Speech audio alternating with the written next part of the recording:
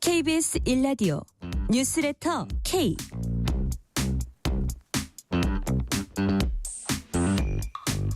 안녕하세요. 뉴스레터 K 진행하는 전종철입니다. 대통령실과 국민의힘이 2026학년도 의대 증원 규모를 조정할 수 있다는 뜻을 밝혔습니다. 여권이 의료계가 합리적 안을 가져오면 제로 베이스에서 논의할 수 있다고 밝히면서 의정 갈등의 돌파구가 마련될지 주목됩니다.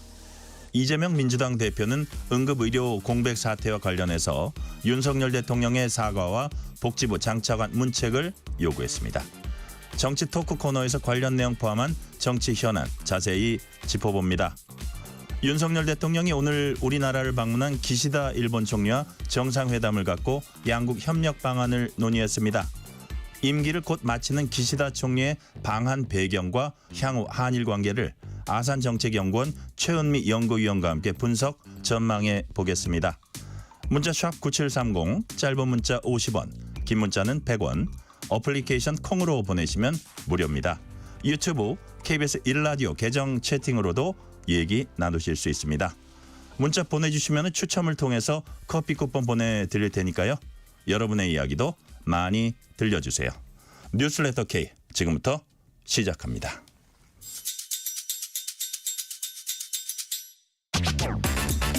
오늘 하루 가장 뜨거운 뉴스들만 골랐습니다. 뉴스레터 K 정치 토크 송영훈 국민의힘 대변인, 조기현 민주당 법률위 부위원장 나오셨습니다. 어서 오세요. 네, 안녕하세요. 네, 안녕하세요. 송영훈입니다. 대통령실이 정부가 2,000명으로 발표했던 오늘 2026년도 의대 정원도 조정할 수 있다 이런 입장을 냈습니다. 의료계가 합리적 대안 제시하면 제로 베이스에서 논의에 응하겠다는 겁니다. 조기현 부위원장님 어떻게 평가하세요? 일단 대통령실의 입장 변화가 있는 것 같아서 그나마 다행이긴 한데 이제 조건이 걸려 있습니다. 의대 정원 관련해서 의료계가 대안 제시하라. 이건 또 크게 바뀐 입장은 또 아니거든요. 그리고 이 지금 논의의 핵심 문제를 단순하게 2026년에 정원 조정 문제로만 접근할 수 있는 상황이냐. 지금 그 단계는 지금 넘었습니다. 당장 내년에 그 의료 교육 현장에서 7,500명을 어떻게 수용할지부터 당장의 응급의료 체계를 어떻게 할지 이런 현실적인 어떤 문제들까지 다 포함되어 있어서 일단 대화의 물꼬를 튼다는 측면에서 보면 문제가 됐던 정원 조정이 테이블에 올라올 수 있고 그 부분도 논의할 수 있다는 것에서 대화는 시작할 수 있는데 좀 더 대통령실이 적극적인 좀 의지를 표할 필요는 있다고 봅니다. 의대생이나 지금 전공의 복귀가 가장 우선적인 거 아니겠습니까? 이 사람들이 들어올 수 있는 명분 이런 걸 주기에는 아직 좀 부족한 것 같아서 정부나 정치권이 좀 이런 부분에 대해서 좀 더 적극적인 의견을 표해야 테이블이 좀 마련되지 않을까 하는 생각이 듭니다. 자, 송영훈 대변인님, 지금 이제 조기현 부위원장 말씀하실 때 어떤 조건을 건 이런 부분이 좀 아쉽다는 부분 얘기하셨는데 이게 아마 의료계가 그동안 무조건 원점 재검토다. 심지어는 2025년도 원점 재검토다. 이거는 좀 곤란하지 않느냐는 게 좀 깔려 있는 것 같기도 하고 이번 그 대통령실이나 여권의 이런 입장 변화 어떻게 평가하세요? 일단 대통령실이 그동안의 당의 건의를 수용해서 굉장히 전향적인 대화에 그 임한 자세를 보였다고 생각합니다. 오늘 두 가지 키워드가 제로 베이스라고 하는 거하고요. 또 하나는 가짜 뉴스거든요. 그러니까 대통령실에서 그 2026년도 의대 정원은 의료계가 합리적인 대안을 제시하면 제로 베이스에서 논의할 수 있다. 라고까지 적극적으로 표명을 했어요. 그리고 또 한 가지 대통령께서 2026학년도 의대 증원 2,000명을 고집한다는 것은 가짜 뉴스다. 이 정도로까지 굉장히 강하게 얘기를 했습니다. 그러면은 이 정도로 대화의 의지를 보였다면 이제는 의료계가 답을 할 차례가 됐어요. 이 답이라고 하는 것은 의료계가 그동안에 주장해온 의대 정원의 동결만 받아들일 수 있다. 네. 이런 식의 논의 말고 의대 증원을 하는 것을 받아들일 수 있다. 다만 우리가 생각하는 합리적인 안은 어떠한 근거에 따라서 얼마다라고 하는 구체적인 안을 이제는 들고 나올 필요가 있고 이 상황에서도 계속 대화를 거부한다면 지금 의료 현안에 대해서 국민들께서 염려를 갖고 계신 상황인 것은 맞습니다. 다만 그 염려가 누구 때문인가에 대해서 이제는 국민들께서 의사들도 책임이 없다라고 보시지는 않을 것 같습니다. 지금 여야정 여야 의정협의체 구성 제안 뭐 이런 데 있어서도 대통령실하고 한동훈 대표하고 이제 한 목소리를 냈거든요. 추경호 원내대표도 오늘 의대 증원 관련해서 원점 논의 가능성 또 언급을 했고 그렇다면 여권 내부적으로 좀 이렇게 조율이 신속하게 급박하게 이루어졌다 이렇게 봐도 되는 겁니까? 신속하게 됐다고 봅니다. 이제 어제 한동훈 대표가 그 장상윤 사회수석을 만난 것이 다 알려졌잖아요. 네. 그리고 오늘 그 아침에 추경호 원내대표가 원내대책회의에서 지금 말씀을 하시고 그다음에 한동훈 대표도 오늘 그 현안 브리핑에서 그 의대 증원 정원에 대한 합리적인 대안을 모색하기 위한 여야정 협의체를 얘기했고 네. 대통령실도 거의 실시간으로 화답을 하면서 이 제로베이스 얘기를 했단 말입니다. 그러면은 이 문제에 대해서 당정 간에 더 이상의 이견이 별로 없어 보입니다. 그리고 그러면은 여야정까지는 한 테이블에 모여서 대화를 하는 게 가능해요. 의료계가 답하는 것만 남았다. 저는 그렇게 생각합니다. 그러니까 그동안은 사실 뭐 해병대원 특검법하고 의정 갈등, 의료 공백 해소 이런 부분에 있어 가지고 사실 대통령실하고 국민의힘 지도부 특히 한동훈, 윤석열 두 분 간에 이게 다른 의견이 과연 좁혀질 수 있을까 되게 이제 그 주목을 했었는데 그것이 오늘 상황에서 해소됐다고 보시는 거예요? 네, 저는 그 당시부터 일관되게 강론에 있어서 무엇이 최선인지에 대한 그 생각하는 답이 조금 다를 수는 있지만 이견을 조율해가는 과정이다 이렇게 말씀드렸거든요. 그래서 그 과정이 이제는 상당 부분 진행이 돼서 거의 가까워져서 한 테이블에서 합을 맞춰서 대화할 수 있는 단계에 왔다. 저는 그렇게 보고 있습니다. 야권에서 보기에는 어떻게 좀 잘 이렇게 잘 돼 갈 것 같습니까? 어떻게 전망하십니까? 이게 절충점을 잘 마련할 수 있을 것 같아요. 당이론적으로는 당연히 그래야 된다는 측면이 있는데 네. 이제 약간 찜찜한 구석이 있는 겁니다. 이제 완벽하게 대화할 조건을 던져놓고 의료계가 응하는 것만 남았다 이렇게 접근을 하고 계실 것 같은데 근데 처음 말씀드렸던 것처럼 제로 베이스인데 의료계에서 안을 갖고 와라. 그건 대통령이 지금까지 해오신 말씀하고 차이가 없어요. 정부가 마련했던 안은 과학적인 추계를 갖고 했는데 의료계가 단일한 입장도 없이 증원에 반대하고 있다. 이 입장하고 크게 차이가 없어요. 그러니까 갖고 와야 재료 베이스거든요. 근데 제시하는 안들이 있었는데도 그 입장이 하루아침에 바뀐 것으로 지금 볼 수 있느냐 이런 문제제기가 있을 수 있고 2,000명을 고집한다는 건 가짜뉴스라고 말씀을 하셨는데 누구나 다 지금 그렇게 생각하고 있었잖아요. 정원 2,000명을 왜 이렇게 고집하느냐가 바로 어제까지 문제제기였는데 오늘 아침에 바뀐 것이 물론 이 국민의힘과 대통령실 간의 긴밀한 의견 조율을 거쳐서 지금 상황을 이대로 방치할 수 없다는 합의에 이르러서 진짜 문제 해결을 위해 나선 것이라면 당연히 뭐 민주당도 적극적으로 협의해서 지금 국민들이 겪고 있는 불안감을 해소해야 될 텐데 한편의 우려는 이렇게 자락을 깔아서 지금 문제의 심각성을 이제 체감하기 시작한 것 같아요. 대통령실도. 그래서 이제 문제를 해결하는 모양새를 만들어야 되긴 하는데 이렇게 던져놓고 의료계가 응하지 않았다. 책임 떠넘기기를 위한 순수로 가면 이건 그야말로 이제 최악의 상황이 되는 거거든요. 그래서 이제 말씀드린 대로 대통령실이 재료 베이스의 의미라든가 또 뭐 가짜뉴스 이런 얘기 하시지 말고 어쨌든 궁극적인 목적은 당장의 지금 의료 대란 위기를 해결하기 위한 거에 모든 걸 맞추고 있고 의료계의 목소리에 적극적으로 듣겠다. 거기서부터 대화를 시작하겠다 이런 의지를 좀 적극적으로 내주셨으면 좋겠어요. 그 적극적인 의지를 표명한 것이 오늘 한동훈 대표가 여야 의정 협의체 만들자고 한 겁니다. 그 박찬대 원내대표도 사실 비슷한 말씀 하셨잖아요. 그러면 여야 정 간에는 빨리 구성이 될 수 있다고 생각해요. 그리고 저는 지금도 의료계가 그러면은 받아들일 수 있는 인원이 얼마인지 좀 바운더리라도 제시를 해주셨으면 좋겠어요. 그런 부분에 대해서 우리 국민들께서 사실 답을 듣지 못하신 지가 어느새 반년이 넘어갑니다. 이번에는 조기현 부위원장께 여쭤볼게요. 민주당 이재명 대표는 의료 대란 문제에 대해 윤석열 대통령이 국민께 사과하고 복지부 장차관 문책해야 한다 이렇게 요구를 했습니다. 네. 이 요구가 나온 배경 뭡니까? 대화를 시작할 필요가 있고 당연하고 지금 문제를 해결해야 됩니다. 그런데 신뢰가 완전히 지금 사실상 붕괴되어 있는 겁니다. 당사자인 의료계하고 대통령실 간에 과연 접점을 찾을 수 있을까? 특히 지금 뭐 의료계가 어떻게 응할지의 문제이긴 하지만 지금까지 대화가 안 된 것은 대통령실의 어떤 특정한 입장을 고집해 놓고 대화의 여지를 완전히 차단했기 때문이 아닌가 싶고 이미 이제 그런 것 때문에 상황이 상당히 악화돼서 가만히 있다가 지금 외부에 어디 모여 있다가 자, 이 정도 합의되면 들어옵니다. 이렇게 할 수 있는 상황이 안 돼 버렸습니다. 지금 전공의들 중에는 이 나중에 뭐 공중보건이나 이 그 군의 의사로서 입대하는 거 포기하고 이미 전공의 자체를 포기하기 위한 흐름들이 나와서 일반 병원 사병으로 입대하기 시작했단 말입니다. 이미 이제 전공의들은 정부의 대책을 기다리면서 지금까지 6개월 동안 있지 않았었어요. 그러면 이 깨진 신뢰를 회복하고 정말 이 대통령실이나 정부가 이 문제를 해결할 의지를 가지고 의료계의 목소리도 반영을 한 어떤 대안을 마련하겠다는 입장이라고 하면 지금까지 문제됐던 부분에 대한 해소, 대통령실의 어떤 방향이나 문제 해결 방식, 의료계에 대해서 지금까지 했던 얘기들 이런 부분에 대해서 일단 잘못을 인정한 태도부터 출발해야 된다. 그리고 그럼 인사 조치가 필요하다. 그런 인사조치도 말씀이에요? 필요하고 대통령이 뭐 의료 정책 그 전반적 방향에 대해서는 민주당 다 공감한다는 입장을 지금까지 같이 가져왔잖아요. 그런데 이런 방식으로 추진하고 2,000명을 일거에 갑자기 확정해서 총선 앞두고 이렇게 추진했기 때문에 문제가 발생한 부분에 대해서 적어도 이 부분에 대해서는 사과를 해야 의료계에서도 이제 진정으로 문제를 해결할 의지를 갖고 우리와 대화를 요구하고 있구나 이렇게 받아들이지 않겠습니까? 네. 그러기 위해서는 대통령 사과와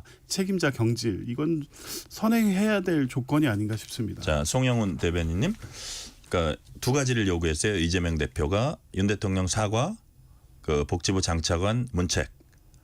어떻게 보십니까? 어떻게 해야 된다고 보세요? 일단 저는 이재명 대표에게 좀 말씀드리고 싶은 것은 국민들께서는 이런 중요한 순간에 정치 지도자가 정치 공세의 목적이 있는지 아니면은 문제를 정말로 해결하는 데 뜻이 있는지 그걸 보십니다. 그러면 이재명 대표는요. 대통령의 사과를 요구하거나 누구를 문책하라라고 하는 건 누구나 예상할 수 있는 반응입니다. 사실 지금 시점에 어떤 다른 목표가 있는 야당 대표라면 어떻게 해야 되냐면 의료계를 정말 적극적으로 만나고 우리가 여야정 협의체에서 일정한 역할을 해줄 테니까 우리를 믿고 대화의 장에 나와라.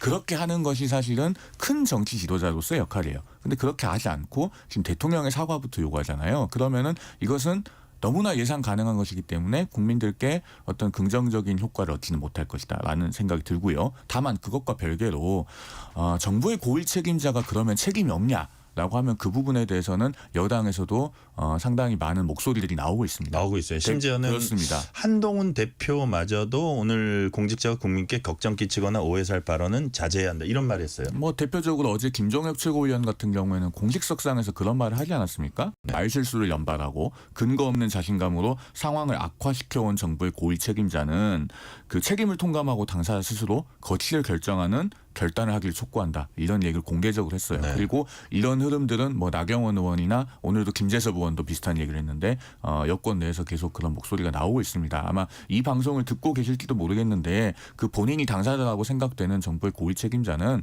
그동안에 어떻게 언행을 해왔는지 좀 돌아보시면 어떻게 해야 될지를 판단할 수 있지 않을까라는 생각이 듭니다. 어떻게 전망하십니까? 고위공직자 거취.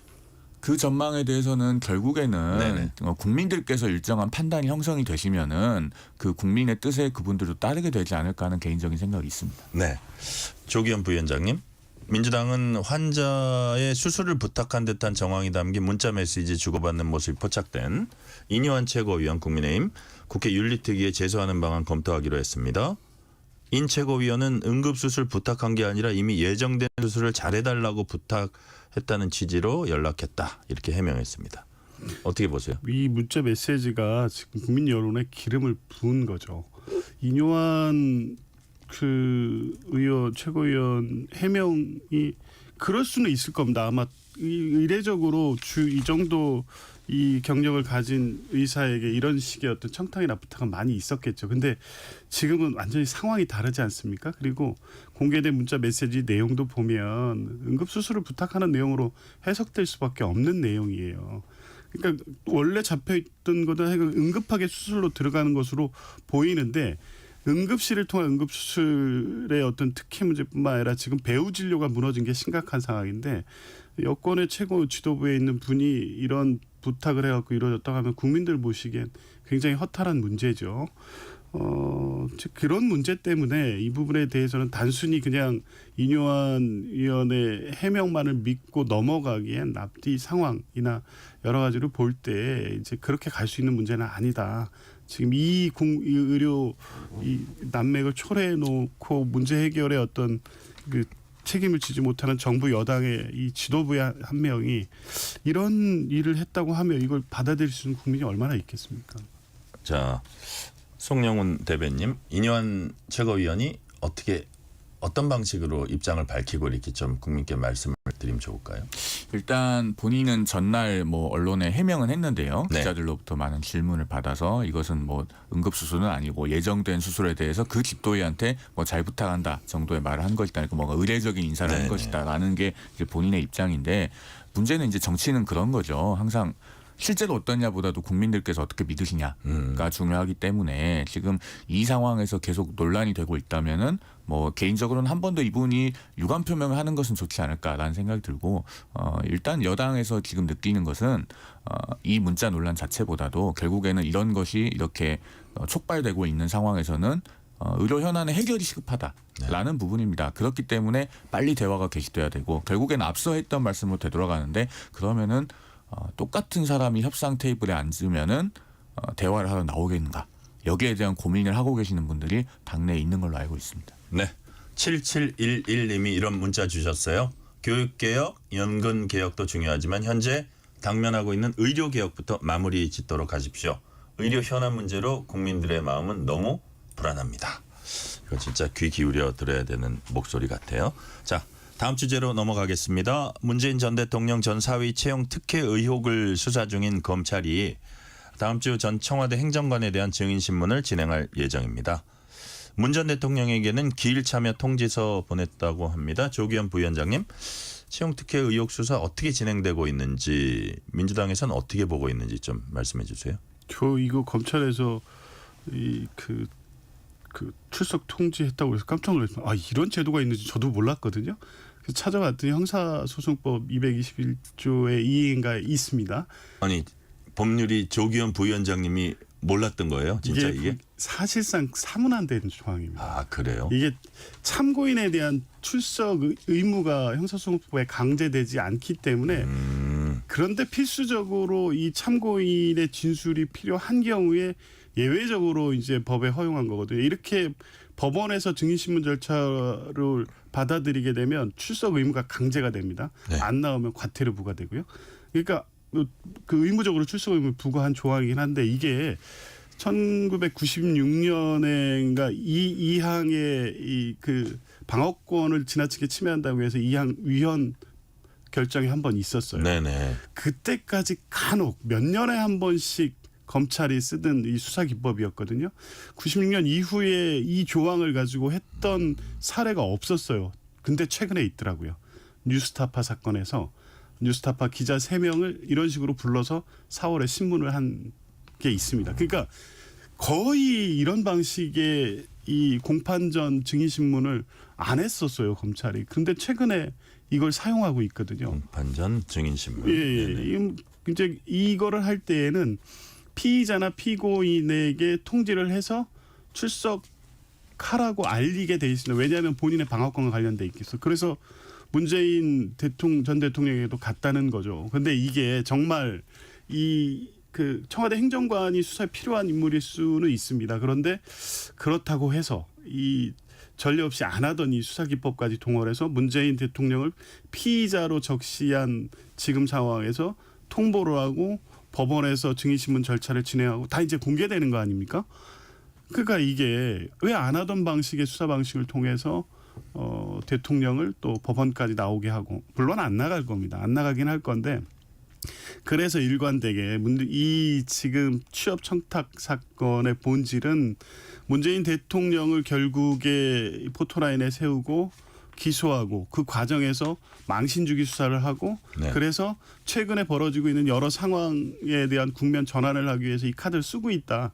그 연장선상에서 지금 이 공판정 증인신문 일정도 잡은 게 아니냐 이런 문제 제기를 할 수밖에 없습니다. 자, 송영훈 대변님, 지금 조기현 부위원장 말씀은 여하튼 안 하던 방식까지 써가면서 공판전 증인신문이요. 안 하던 방식까지 써가면서 검찰이 괴롭히기 수사, 망신주기용 수사, 국면 전환용 수사를 하고 있다.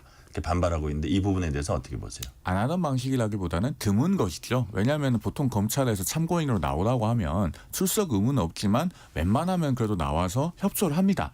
물론 이제 진술은 경우에 따라 안 할 수도 있겠습니다만 진술 거부권 행사를 해서. 그런데 이 신모 전 행정관이 지금 1회 공판 기일 전 증인신문의 대상이 된 사람인데 네. 이분이 이 사건에서 굉장히 핵심적인 참고인이에요. 왜냐하면 그 재직 중에 대통령의 가족을 관리했다고 알려져 있고 네. 또 그 문다혜 씨의 태국 이주 과정을 아마 소상하게 알고 있는 것으로 보이는데 몇 번을 불러도 안 나오니까 결국에는 이 공판기일 전 증인신문 제도를 이용해서 법원에 신청을 했는데 이럴 때는 검찰이 그 필요성을 상세하게 밝히게 되어 있습니다.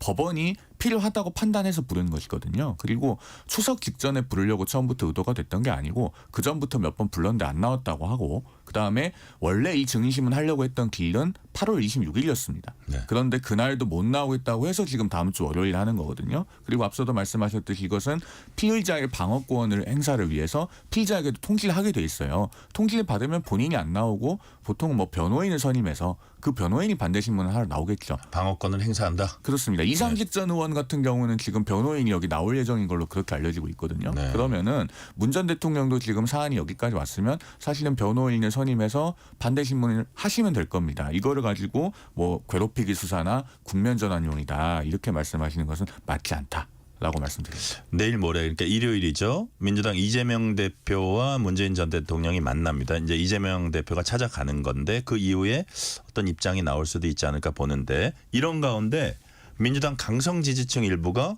문재인 전 대통령 탈당을 요구하는 목소리를 냈어요. 그러니까 이재명 대표가 분열을 경계해야 한다 이런 취지의 메시지도 냈는데 일종의 뭐 양산 사저로 찾아갔다는 얘기도 있고 여하튼 문 전 대통령에 대한 탈당 요구 목소리. 그럼 이재명 대표는 당연히 자제를 이제 요구했는데 이런 상황은 왜 벌어진다고 보세요, 조기현 부위원장님? 일단은 당연 걱정이 많습니다. 이게 아마 9월 29일로 이 문재인 전 대통령 사저 앞 집회를 예고해 놓고 지금 유튜브를 통해서 계속 알리고 뭐 이러는 것 같더라고요. 이거에 동조하는 분들이 일부 있기는 한 것 같습니다. 그런데 당 내에서 이제 문재인 대통령에 대해 비판적인 시각을 갖고 있는 당원들도 물론 있죠. 근데 네. 당 지도부도 그렇고 대다수의 당원들은 지금 이럴 때가 아니다라는 거에 대한 공감대가 분명히 있습니다. 이재명 대표는 당연히 자제 요청을 했고요. 지금 중요한 게 문재인 대통령과 관련돼서 생각이 다를 수 있지만 그 차이가 지금 중요한 문제냐. 지금 이 정부가 이재명 대표뿐만 아니라 야권 전체를 향해서 지금 2년 4개월 내내 이렇게 수사를 하고 있는데 본질은 전 정권과 현 민주당에 대한 어떤 정치적 탄압, 정치적 보복 수사의 과정에서 나온 건데 지금 당 내부의 어떤 이 분열을 가지고 이렇게 해서는 안 된다. 자제 요청을 거듭하고는 있는데 현재까지는 강행 입장인 것 같고요. 이건 뭐 대표가 나서서 자제시킨다고 해가지고 네. 말 듣고 뭐 이렇게 될 일은 아니긴 한데 당내에서는 이렇게 많은 공감대를 얻지는 못할 겁니다. 예. 네. 자, 송영훈 대변님 어떻게 이 상황은 어떻게 평가하세요? 그만큼 민주당이 이재명 대표 일극 체제가 심화됐다는 걸 보여주는 방증 아니겠습니까? 지난 8월 18일에 그 민주당 전당대회 결과를 발표하는 대회장에서도 문재인 전 대통령의 영상 숙사가 나오니까 그 자리에 모여있던 권리당원들이 그 야유를 하는 뭐 그런 일이 있지 않았습니까? 그것의 연장선상이라고 보여져요. 그러니까 지금의 민주당은 소위 개딸이라고 불리는 그런 강성당원 위주로 굉장히 경도되어 있어서 지금 상황에서 이제 문 전 대통령의 탈당을 촉구하는 그런 목소리도 나오는 것으로 보이는데 여기에 대해서 아마 이재명 대표는 저 공개적으로 편을 들 수는 없으니까 아마 겉으로는 메시지 관리를 하겠지만은 이 사안 자체를 본인의 사법 리스크 방어를 위한 어떤 프레임에 활용하려는 그런 의도가 있을 걸로 보입니다. 왜냐하면 9월 1일에 그 여야 대표회담 할 때도 모두 발언해서 그런 얘기를 했어요. 지금 문 전 대통령 수사받고 있는 얘기를 하면서 네. 정치라고 하는 게 죽고 죽이는 건 아니지 않느냐. 그러면서 제거하는 게 가능하겠느냐. 뭐 이런 얘기를 해요. 그런데 그 말을 제가 현장에서 들었는데 그때의 느낌은 문 전 대통령을 지켜주기 위해서 그런 말을 했다기보다는 나를 제거하지 말아달라. 라는 의도로 들렸거든요. 그래서 그 연장선상에서 계속 이 사안을 활용해 나가지 않을까라는 예상을 해봅니다. 이른바 계엄령 준비 의혹과 관련해서 여야 공방 이어지고 있습니다. 민주당 김민석 최고위원 대통령실은 계엄 선동에 이재명 대표의 대표직을 걸라고 했으니까 어느 쪽이 거짓인지 이제 공개 토론 필요하다면서 윤석열 대통령 또는 비서실장 안보실장이 자신과 공개 토론을 벌이자. 어떻게 보면 윤 대통령하고 자신이 뭐 공개 토론 이렇게 제안을 했고 이에 국민의힘 김재원 최고위원이죠. 같은 최고위원입니다. 내가 즉시 토론에 나서겠다 했는데 김민석 최고위원 측에선 김재원 최고위원은 대상이 아니다. 자, 조기현 부위원장님, 김재원 최고위원은 토론 나설 자격이 안 됩니까? 뭐 자격의 뭐 급을 따지는 문제는 아니고요. 네. 이 문제의 본질은 이 정권 내부에서 이게 준비가 된다고 하면 그런 거 아니겠습니까? 극소수만 알거나 논의를 했을 가능성이 있고 아마 들어오는 제보도 이제 그런 방식을 통해서 오고 있기 때문에 정치권 일반이 뭐 민주당 대 국민의힘이 정치 공방하는 정도의 토론의 문제는 아니라고 보는 겁니다. 좀 어느 정도 고급 정보를 갖고 있는 분들과 그 예. 자신도 좀 정보를 갖고 있으니 해보자 예. 뭐 이런 뜻인가요? 이거를 적어도 그런 정황이나 논의를 알만한 사람들과의 토론을 해야만이 이 문제가 터무니없는 문제가 아니라는 것을 네. 확인할 수 있고 이제 그런 부분 그런 토론 의미 있는 토론을 하자는 거지 이걸 가지고 정치 공방의 소재로 삼아서 맞니 틀리니 그 김재원 그건 아니다. 최고나오고 이렇게 하는 토론은 의미가 없기 때문에 이 위험성 왜 이런 경고를 할 수밖에 없는지에 대해서 국민께 설득력 있게 보여주기 위해서는 대통령실에 책임 있는 분하고 토론을 할 때만이 그 의미가 있다. 이런 부분을 강조하는 겁니다. 그 이제 토론 부분은 그렇고요. 김민석 최고위원 또 뭐라 그랬냐면 윤 대통령이 계엄 생각이 없다는 것이 진심이면 국민적인 보장 조치를 해라. 라고 했거든요. 예. 이 부분은 어떤 보장 조치를 그래서 구체적으로는 네. 어떤 말씀을 하는지는 모르겠습니다만 네네. 대통령 이게 터무니없다, 가짜뉴스다, 괴담이다 대통령실에 나오는 반응들이 다 그런 건데 네. 어찌됐든 2017년에도 설마 했는데 이제 그런 유사 사례가 있지 않았습니까? 그리고 최근에 여러 가지 정황은 이제 그런 경험 속에서 일종의 또 한 번 그런 연상을 할 수밖에 없는 부분들이 있으니 대통령께서 그렇게 뭐 격앙돼서 이 뭐 말도 안 되는 이렇게 말씀하시지 말고 이러이러한 부분을 오해 살만 하지만 이 정부에서 절대 그런 검토도 없고 앞으로도 없을 것이다. 이런 부분을 차분하게 말씀해 주신다고 하면 오히려 이제 그런 부분들이 더 부각되고 거기에서 더 나가서 문제 제기하면 그 비판은 민주당이 받을 수밖에 없겠죠. 자, 송영 대변님, 절대로 계엄 준비 없었고 계엄 생각도 없는데 안 한다는 보장 조치 내놓으라 그러면 뭐 어떤 걸 내놔야 되죠? 그러니까요. 웬만하면 제가 방송에 나와서 모르겠다는 얘기를 잘 안 하는데 정말 무슨 얘기를 하는지 모르겠습니다. 자, 대통령실 대변인이 이 계엄령 얘기는 괴담으로까지 공식적으로 지금 얘기를 했잖아요. 그리고 그 보장 조치라고 하는 것은 사실 우리 헌법에 다 되어 있습니다. 전시사변 같은 그런 비상사태가 있어야지 계엄을 발동할 수 있는 것이고 그다음에 그것이 남용되지 않도록 하기 위해서 우리 헌법에 뭐가 들어와 있습니까? 77조 5항에 국회 제적의원 과반수가 계엄 해제를 요구하면 대통령은 즉시 해제하도록 되어 있어요. 그런 것들이 다 있는데 누차 얘기를 해도 계엄령 음모론을 얘기하면서 믿질 않습니다. 그러면서 무슨 제보를 받았다 근거가 있다고 하는데 근거를 제시해달라고 하니 근거가 안 나오고 제보는 조금도 공개하지 않고 그리고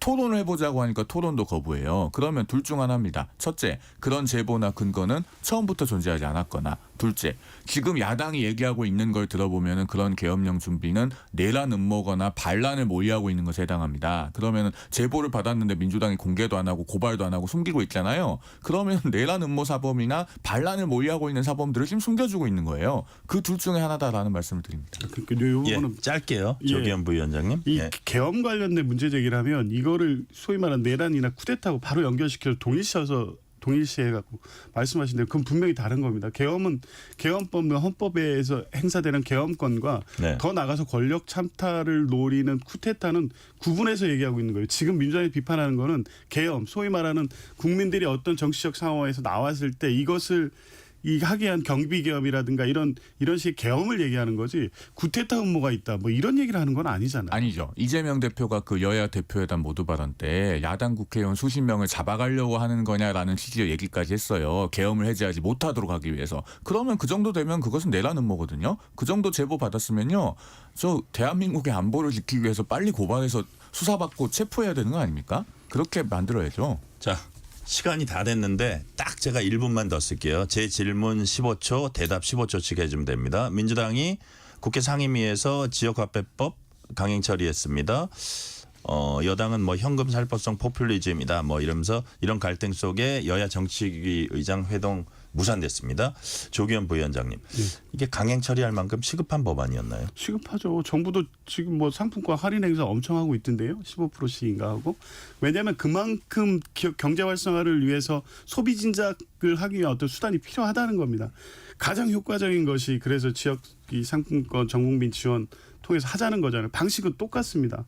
안 하고 정부를 이렇게 찔끔찔끔 이런 식으로 하느니 제대로 해서 소비 진작 효과 노리고 국민들의 어떤 지금 민생의 문제를 해결하고 더 이상의 대책이 없을 것 같은데 정부가 받아들이지 않는 이유를 모르겠다는 겁니다. 네, 송영훈 대변인 짤막하게 말씀해 주세요. 시간이 거의 없어서 그래서 그 부분에 대해서는 사실은 소비 진작 효과나 재정 승수가 미미하다는 거는 그동안의 국민의힘에서 누차에 걸쳐서 반론을 드려왔습니다. 그리고 그 지역 화폐에 대해서 왜 그렇게 야당에서 계속 그렇게 집착을 하는지 모르겠어요. 다음에 저희가 출연할 기회가 있으면 아주 좀 상세히 말씀을 드리고 싶습니다. 알겠습니다. 오늘은 여기까지 말씀 듣겠습니다. 송영훈 국민의힘 대변인, 조기현 민주당 법률위 부위원장이었습니다. 말씀 감사합니다.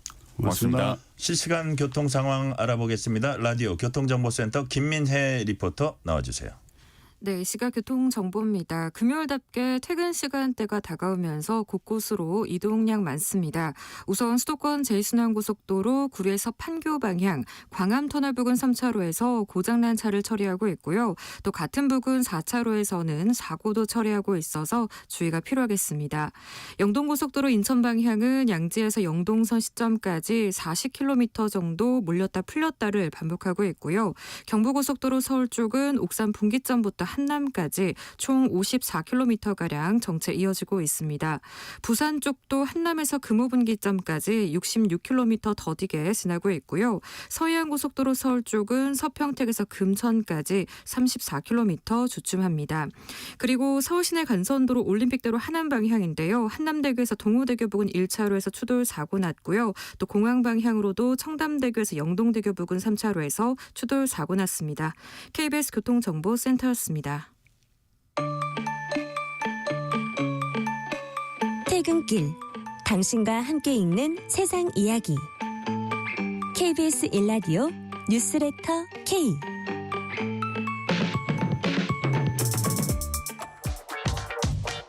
뉴스의 진수를 보여주는 인터뷰. 뉴 진수. 9명의 사망자를 냈던 서울시청역 역주행 사고. 한밤에 서울 도심 한복판에서 벌어진 이 충격적인 사건 다들 기억하실 겁니다. 사고를 낸 68살 운전자는 지난달 구속 상태로 재판에 넘겨졌습니다. 서울시청역 사고 이후에도 65세 이상 운전자가 낸 크고 작은 교통사고가 보도되면서 고령 운전자 안전 문제에 대한 우려는 계속되고 있습니다. 최근 KBS 시사 프로그램 더 보다를 통해서 관련 내용 보도한 김채린 기자와 얘기 나눠봅니다. 김채린 기자 어서 오세요. 네, 안녕하세요. 자, 요즘도 고령 운전자 사고 소식 종종 보고 있습니다. 고령 운전자 교통사고 통계상으로도 많다는 게 좀 확인이 됩니까? 네, 우선 말씀드리기 전에 고령 운전자라고 하면 네. 그 노인복지법상 노인 기준과 같은 65세 이상 운전자를 말하는 거고요. 2022년 기준으로 65세 이상 인구 중에 47.3%가 운전면허를 보유하고 있는 것으로 나타났는데요. 이 교통사고를 얼마나 내냐 통계를 찾아보면 이 고령 운전자가 내는 사고가 1년에 3만 건이 좀 넘는 수준으로 지금 나타나고 있습니다. 연령별로 놓고 보면 이 고령 운전자가 내는 사고 건수가 2022년 기준 전체 교통사고의 17.6%를 차지했는데요. 2013년엔 전체의 8.2%였으니까 10년 사이에 고령 운전자 사고가 그 2배 넘게 그 비중이 증가한 거라고 보시면 될 것 같습니다. 네. 자, 전체 교통사고 건수는 이제 줄고 있다고 하는데 어쨌든 고령 운전자 사고 건수는 좀 늘어났네요. 이게 아마 네. 고령 운전자 비율이 늘어난 것도 한 몫을 하겠지만 여하튼 2배 늘었다는 건 많이 늘었네요. 상당히 네. 증가하는 추세인데 네. 김 기자 보시기에 이렇게 고령자 교통사고 늘어난 이유 네. 뭡니까? 요즘 들어서 특별히 뭐 고령 운전자 분들이 더 위험하게 운전을 한다, 사고를 많이 내신다 이런 건 아니고요. 네. 아까 말씀하신 대로 사회가 고령화되면서 운전자 중에도 고령자가 많아지다 보니까 자연히 사고 비중이 늘어나는 측면이 가장 크다. 네. 이렇게 볼 수 있습니다. 전체 운전면허 소지자 중에서 65세 이상이 차지하는 비중도 10년 사이에 2배 늘었거든요. 지금 2022년 기준 12.9%였는데요. 앞으로도 고령 운전자가 해마다 30만 명 이상씩 늘어서 내년엔 500만 명, 2040년에는 1,300만 명이 될 것으로 전망됩니다. 그래서 사고 건수도 점점 늘어날 가능성이 높습니다. 다만 실제로 교통사고 유발률을 보면은 65세 이상 운전자가 가장 높지는 않습니다. 네. 운전면허 소지자 대비 교통사고 건수 비율을 추정한 연구에 따르면요. 20세 이하가 가장 사고 건수 비중이 높았거든요. 고령 운전자일수록 교통사고를 내는 비율이 더 높아지는 건 아니라는 얘기입니다. 오히려 젊은 운전자들이 참을성이 적고 또 모험을 즐기는 성향이 강하기 때문에 교통사고를 더 많이 내고 이건 우리나라에만 국한되는 얘기가 아니라는 전문가 분석도 취재 중에 접할 수 있었습니다. 어린 운전자가 사고는 더 많이 낸다. 그런 말씀이시고요. 네. 근데 건수 못지않게 이제 사고 규모도 중요할 것 같아요. 서울시청역 역주행 사고처럼 실제로 고령 운전자들이 큰 사고도 많이 내는지 살펴볼 대목입니다. 실제로 그렇습니까? 네, 맞습니다. 이 고령 운전자들이 내는 교통사고는 전 연령대에서 치사율이 가장 높은 것으로 나타납니다. 이 교통사고로 발생한 사망자가 가장 많다는 거죠. 그래서 사고 100건당 교통사고 사망자 수를 봤더니요. 운전자 나이가 65세 이상인 경우 2.12명으로 가장 높게 나타났습니다. 또 65세 이상 고령층 중에서도 나이가 많아질수록 특히 운전자 나이가 85살을 넘어가면 교통사고에 따른 사망자 수가 크게 늘어난다. 이런 연구 결과도 있습니다. 아무래도 나이가 들면서 돌발 상황에 빠르게 대처하는 능력, 순간적인 판단 능력 이런 것들이 상대적으로 떨어지고 또 농촌처럼 교통 인프라가 잘 갖춰져 있지 않은 지역의 고령 운전자가 운전을 많이 하기 때문에 이런 것들이 고령층에서 대형 사고가 많이 일어나는 이유로 지금 거론이 되고 있습니다. 네. 자, 그렇게 큰 사고들로 이제 각인이 되니까 고령 운전자는 위험하다는 인식이 자연스럽게 생겨난 것 같습니다. 네. 반면에 또 나이로 사고를 판단하는 건 억울하다 이런 분들도 있긴 있을 것 같아요. 네, 그렇습니다. 제가 취재한 교통정책 전문가들도 이 나이를 기준으로 삼아서 고령 운전자는 위험하다 이렇게 단정하는 건 합리적이지 않다고 다들 말씀하셨습니다. 실제 연령별 운전 능력을 연구한 결과를 보면요. 65세 이상에서 각 개인별의 운전 능력 차이가 가장 크게 나타났거든요. 편차가 크다는 네네. 거죠.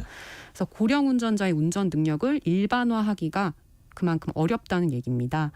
또 이제 고령 운전자들에게 나타나는 보상 행동이라는 걸 고려해야 된다는 얘기도 있는데요. 보상 행동이요? 네, 고령 운전자들은 이제 시각 포함해서 신체 기능이 많이 떨어져 있고 이런 것들을 상쇄하기 위해서 스스로 야간 운전을 좀 제한한다든지 운전을 더 천천히 한다든지 이렇게 더 조심을 한다는 겁니다. 그래서 고령이기 때문에 오히려 사고 위험을 낮추는 요인도 실제로 존재한다는 거죠. 제가 취재 과정에서 65세 이상 운전자분들을 여러 만나기도 했는데요. 말씀을 들어보면 젊었을 때는 좀 난폭하게 또 과속으로 운전을 하곤 했다. 근데 나이가 들면서 차분해지고 또 조심성이 좀 커지면서 사고 위험을 줄이는 측면도 있는 것 같다. 이런 얘기를 많은 분들이 해주셨습니다. 그러니까 고령 운전자가 두 가지 측면을 갖고 있군요. 그러니까 네. 반응 속도가 느리고 이게 그렇기 때문에 좀 위험한 측면도 있지만 자기가 그런 걸 알기 때문에 더 이렇게 조심하는 그런 네. 측면을 동시에 갖고 있는데 그럼에도 불구하고 아까 말씀하셨듯이 고령 운전자들이 큰 사고, 치명적 사고 많이 낸다는 경향을 그냥 지나칠 수는 없을 것 같아요. 그래서 당국은 어떻게 대응하고 있습니까? 네, 현재 우리나라에서는 고령 운전자의 운전 면허를 관리하는 정책을 시행하고 있습니다. 네. 우선 운전면허 갱신 주기가 나이별로 다른데요. 이 운전면허를 일정 기간마다 갱신해야 운전을 계속할 수 있잖아요. 네. 근데 65세 미만은 10년에 한 번씩 면허를 갱신하지만 65세에서 75세 미만은 5년마다 그리고 75세 이상은 3년마다 하는 걸로 2019년에 개정이 됐습니다. 또 고령자에 대한 운전면허 갱신 조건도 기준도 비고령자보다 까다로운 편인데요. 네. 70세 이상은 무조건 시력 청력 검사 등 정기 적성 검사라는 걸 통과해야 하고요. 75세 이상은 치매 안심센터에 가서 치매 선별 검사도 받아야 합니다. 나이가 들수록 더 자주 그리고 더 많은 절차를 거쳐야 면허를 갱신할 수 있는 셈입니다. 또 다른 하나는 운전면허 자진 반납 제도라는 게 있는데요. 이건 2018년 부산시에서 처음 시작한 제도인데 65세 또는 70세 이상 고령자가 경찰서에 스스로 운전면허를 반납하면은 이제 자치단체에서 그 대가로 일정한 금액의 지원금을 주는 방식입니다. 주로 교통카드 충전금이나 전통시장에서 쓸 수 있는 상품권으로 지급이 되고 있는데요. 대부분 이제 10만 원 정도 수준이지만 자치단체에 따라 지원금이 30만 원을 넘어가는 곳도 속속 등장을 하고 있습니다. 와, 30만 원 꽤 많네요. 네. 그러니까 이게 결국 이 뜻은 그냥 좀 도로에 나오면 좀 위험할 수 있으니까 대중교통 안전하게 타고 다니시라 뭐 이런 취지인가 봐요. 네, 그런 부분이 크고요. 이제 네. 자진 반납이기 때문에 조금 강제로 반납하는 것보다는 그러니까요. 네, 조금 덜 거부감을 느낀다고 해야 될까요? 그래서 네네. 이제 시작이 된 건데 하지만 이게 잘 효과를 내지는 못하고 있습니다. 아, 자진 반납이요? 네, 이제 경찰청 통계를 보면은 지난해 65세 이상 운전면허 소지자의 면허 반납률이 2.48%에 그쳤거든요. 이게 계속 10%도 넘지 않고 있는 건데 이렇다 보니까 자치단체들이 지원금을 올리면서까지 운전면허 반납을 독려하는 겁니다. 네. 그런데 제가 만난 교통정책 전문가들은 이렇게 면허 반납률을 올리는 데는 한계가 명확하다. 이렇게 지적을 했는데요. 생업 때문에 운전을 반드시 해야 하는 고령층 분들이 많고 특히 대중교통이 잘 갖춰지지 않은 농촌에 사는 고령층의 경우 자가용이 없으면 생활이 불가능하기 때문에 면허 반납을 결심하기가 어렵다는 겁니다. 딱 한 번 이제 일회성으로 주는 지원금인데 그걸 생업, 일상이랑 포기하는 게 어떻게 일상을 포기하는 게 어떻게 가능하겠냐 이런 이야기죠. 실제로 우리보다 20년 먼저 1998년부터 운전면허 자진 반납 제도를 도입한 일본도 65세 이상 면허 반납률은 여전히 2%대에 머물고 있는 실정입니다. 그러니까 지금 보니까 면허 반납이라는 게 어느 정도 그 여러 가지 요 문제를 해결할 수 있는 이제 보충적인 제도일 수는 있어도 그 자체로서 이 문제가 바로 해결되는 건 아니다 이런 취지로 이제 말씀하시는 것 같고요. 네. 그래서 일정 나이가 되면은 운전면허를 반납하는 걸 원칙으로 하면 어떠냐? 뭐 이런 얘기도 또 나오고 있어요. 네. 하지만 일단 연령에 기반한 차별이다라는 이런 요소가 있는 데다가 예상되는 부작용 역시 만만치 않다. 이런 문제가 있는데요. 우선 면허를 반납하면 고령자분들의 이동에 큰 제한이 생기게 되고 이게 고령층의 건강에 나쁜 영향을 줘서 보건학적으로 많은 비용이 발생할 수 있다. 이런 견해가 있습니다. 네. 자유로운 이동이 가능한지 이 여부가 고령층의 삶의 질에 큰 영향을 주는 요소이기 때문이고요. 또 자동차를 운전할 수 없게 되면 고령자들이 오토바이, 스쿠터 같은 이륜차를 대체 수단으로 운전할 가능성이 높은데 이렇게 되면 치명상을 입는 그런 사고가 많이 늘어나서 사회적 비용이 더 클 거다. 이런 분석도 있습니다. 해외 경우에도 나이를 기준으로 운전면허를 획일적으로 박탈하는 나라는 한 곳도 없습니다. 아, 그렇군요. 자, 이게 들어보니까 양쪽 측면이 다 있기 때문에 야, 이게 풀기가 그렇게 쉽지 않은 문제라는 생각이 들고요. 네. 그럼 이런 운전면허 관리 외에 고령 운전자 사고를 줄이기 위한 대책도 있을 것 같아요. 어떤 게 있을까요? 네, 제가 취재한 전문가들은 일단 정책의 방향을 좀 다시 생각해 볼 필요가 있다. 이렇게 말씀하셨는데요. 네. 어떻게 하면 고령 운전자들이 운전을 안 하게 할까, 못 하게 할까 이런 것만 고민할 게 아니라 어떻게 하면 이 고령 운전자들이 더 안전하게 운전할 수 있게 할까 그 지원책을 먼저 고민해야 된다는 얘기였습니다. 지금처럼 운전면허 반납을 유도하는 것도 뭐 어느 시점에는 운전을 그만둬야 한다 이런 신호를 준다는 점에서 사회적 의미가 있기는 하지만 네. 그 면허 관리 정책에만 머물러서는 안 된다는 얘기였어요. 그렇군요. 면허 이런 운전 제한 정책에만 머물러선 안 된다. 네. 그런 이제 말이었는데 자, 안전 운전을 지원한다고 한다면 뭐 차량의 보조 장치 뭐 같은 걸 단다든지 뭐 그런 방법도 있을 것 같아요. 그것도 하나의 대안이 될 수 있습니까? 네, 실제로 좀 하고 있는 곳들이 좀 있는데 뭐 네. 전남도의 경우에 올해 고령 운전자의 차량에 차선 이탈 경보 장치를 설치하는 그 지원 사업을 벌이고 있기도 합니다. 네. 그런데 이런 제도가 가장 잘 갖춰진 사례는 일본에서 이제 찾을 수 있는데요. 일본은 잘 아시다시피 고령화 수준이 세계에서 가장 높은 나라고 이제 고령 운전자의 비율도 24%나 돼서 우리나라의 그렇군요. 거의 2배에 달하거든요. 그만큼 고령 운전자 정책이 가장 발달했다는 평가를 받는데요. 일본은 이 고령 운전자의 안전 운전을 지원한다 이런 목적으로 2017년에 세이프티 서포트카, 이른바 서포트카라는 제도를 도입했습니다. 기존 차량에 특정한 안전 보조 기능 등을 탑재하면 정부에서 서포트카로 인정을 해주는 그런 제도인데요. 네. 현재 11개 자동차 제조사에서 162개 종의 서포트카를 판매하고 있습니다. 이 그래요? 제도가 도입된 지가 이제 8년 차인데요. 지금은 새로 나오는 차들, 신차의 90% 이상의 이런 서포트카 기능이 장착돼 출시되고 있다고 하고요.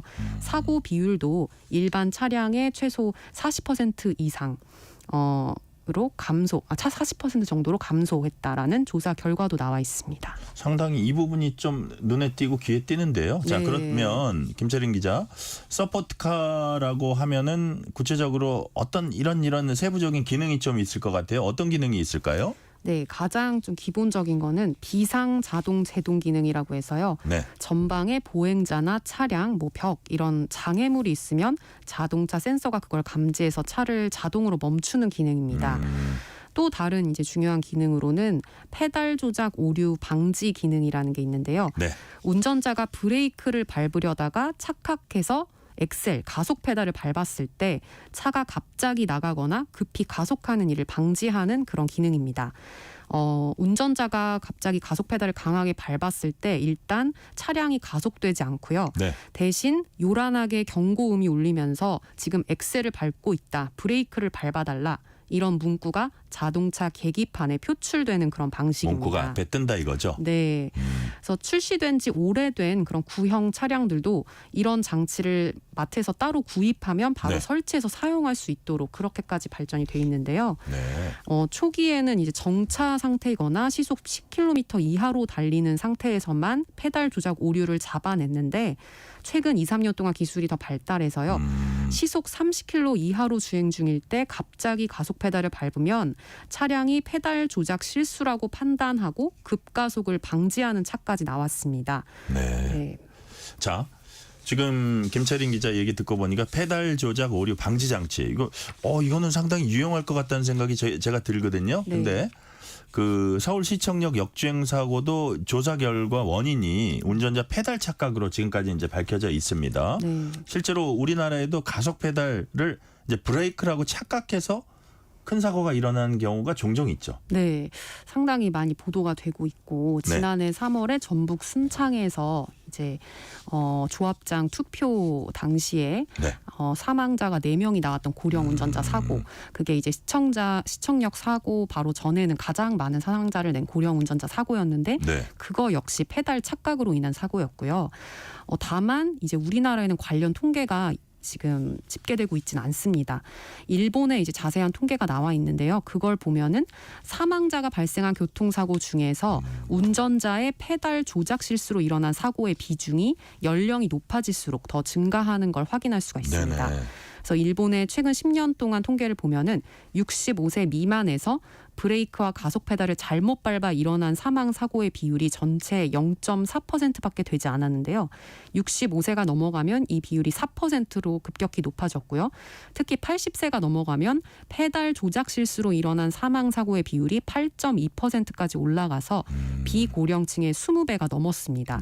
그래서 이런 통계가 있기 때문에 일본에서도 이제 페달 조작 오류 방지 기능을 계속 발전시키고 있는 건데요. 실제 효과도 있었습니다. 일본 자동차 기업 도요타 여기서 보험사 자료를 분석해 내놓은 통계를 보면요. 이런 방지 장치를 장착한 차량에서 페달 조작 오류로 인한 사고가 일반 차량보다 70% 감소했습니다. 그래서 최근 일본 정부는 자동 변속기 차량에는 무조건 이 페달 조작 오류 방지 장치를 장착하도록 의무화하겠다 이렇게 발표하기도 했습니다. 네.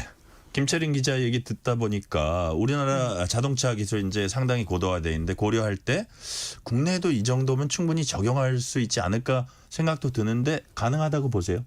네, 우리나라에선 아직 이런 기술이 상용화되진 않았지만 네네. 이제 차량 기술이 세계 최고 수준인 만큼 이런 기술을 도입하는 데는 어려움이 없을 거다라는 게 전문가들의 대체적인 견해고요. 실제로 한국교통안전공단에서 이 네. 페달 조작 오류 방지 기술을 개발하기 위한 연구도 진행하고 있습니다. 다만 이런 기능을 새로 차에 넣었을 때 차량 가격이 올라갈 수 있으므로 이제 초기에는 일본처럼 정부에서 보조금을 지급할 필요가 있다. 이런 얘기도 나오고 있습니다. 네. 자, 아무래도 그 인간의 실수를 기술로 보완한다 방향 자체 맞는 것 같고요. 뭐 시간이 네. 좀 걸릴 수도 있을 것 같은데 김채린 기자 보시기에 또 고령 운전자 사고에 대한 또 다른 대책 어떤 게 있을까요? 네, 사고를 낼 가능성이 높은 운전자를 이제 선별해내기 위해서 면허 갱신 절차를 실질적으로 강화하자라는 의견도 있는데요. 네. 대표적인 게 고령 운전자 면허 갱신 때 운전 시험을 포함시키자라는 겁니다. 그래서 미국 일리노이주에서는 75세부터 면허 갱신을 하려면 반드시 도로 주행 시험을 다시 통과를 해야 하고요. 호주와 뉴질랜드 일부 지역에서도 비슷한 제도가 운영되고 있습니다. 가장 최근에는 2022년 일본에서 일부 고령 운전자의 면허 갱신 때 운전 기능 시험을 추가했는데요. 75세 이상 운전자 중 최근 3년 새 교통 법규를 어겨서 적발된 사람은 운전 기능 시험까지 통과해야만 면허를 갱신할 수 있게 했습니다.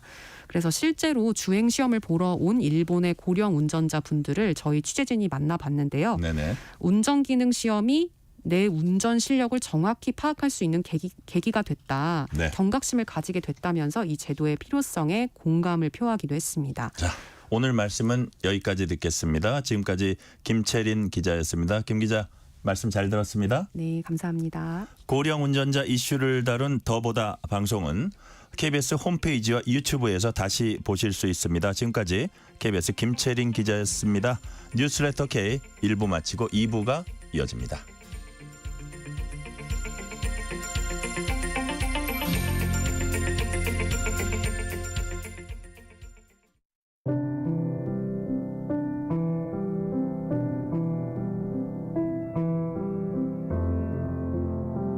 KBS 라디오 연중기획 희망충전 대한민국 두 번째 이야기. 안녕하세요. 아나운서 유지원입니다. 새벽 5시 휴대전화 알람 소리에 태영이가 눈을 뜹니다. 태영이가 이렇게 일찍 일어나는 이유는 동생들의 등교를 챙기기 위해서인데요. 솥에 밥을 안 치고 달걀을 부쳐서 두 동생의 아침을 준비하는 태영이. 작년 말 갑자기 세상을 떠나버린 엄마와 감옥에 수감 중인 아빠만 생각하면 태영이의 가슴은 먹먹해져 옵니다. 현재 이모 집에 얹혀서 생활 중이지만 이모 역시도 기초생활수급 대상자라 살림은 어렵기만 한데요. 이모 집 역시도 계약 만료가 얼마 남지 않아 곧 집을 비워줘야 하는 상황. 앞으로 어린 동생들과 어디로 가야 할지 걱정과 불안으로 가득한 태영이는 오늘도 가여운 동생들을 보며 또 한 번 눈물을 삼킵니다. 태영이 가족이 안정된 보금자리를 만날 수 있도록 여러분의 격려와 사랑을 보내주세요. 여러분의 따뜻한 손길이 희망의 빛이 됩니다. ARS 060-700-1580 060-700-1580 한 통화 3,000원으로 희망을 선물해 주세요. KBS 라디오 연중기획 희망충전 대한민국은 초록우산 어린이재단, 인탑스 주식회사, 그리고 청취자 여러분과 함께합니다. ARS 060-700-1580 한 통화 3,000원입니다.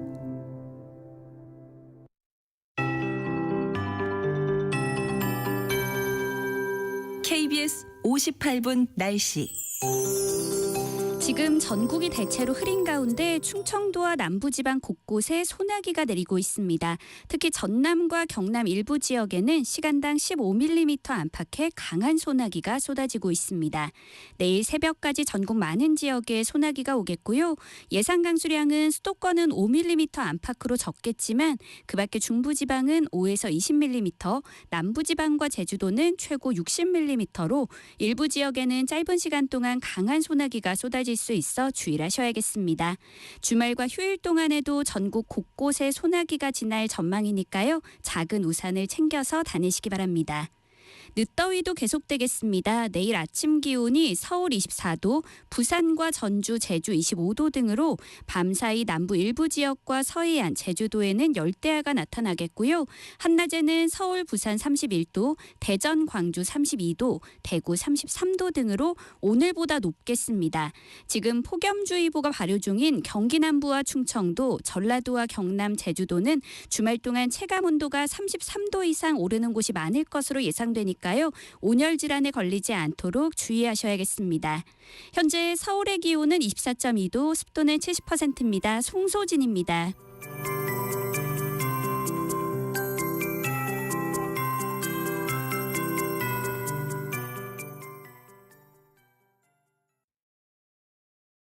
정성을 다하는 국민의 방송 KBS가 6시를 알려드립니다. AM 711kHz, FM 97.3MHz, KBS 1라디오입니다. HLKA.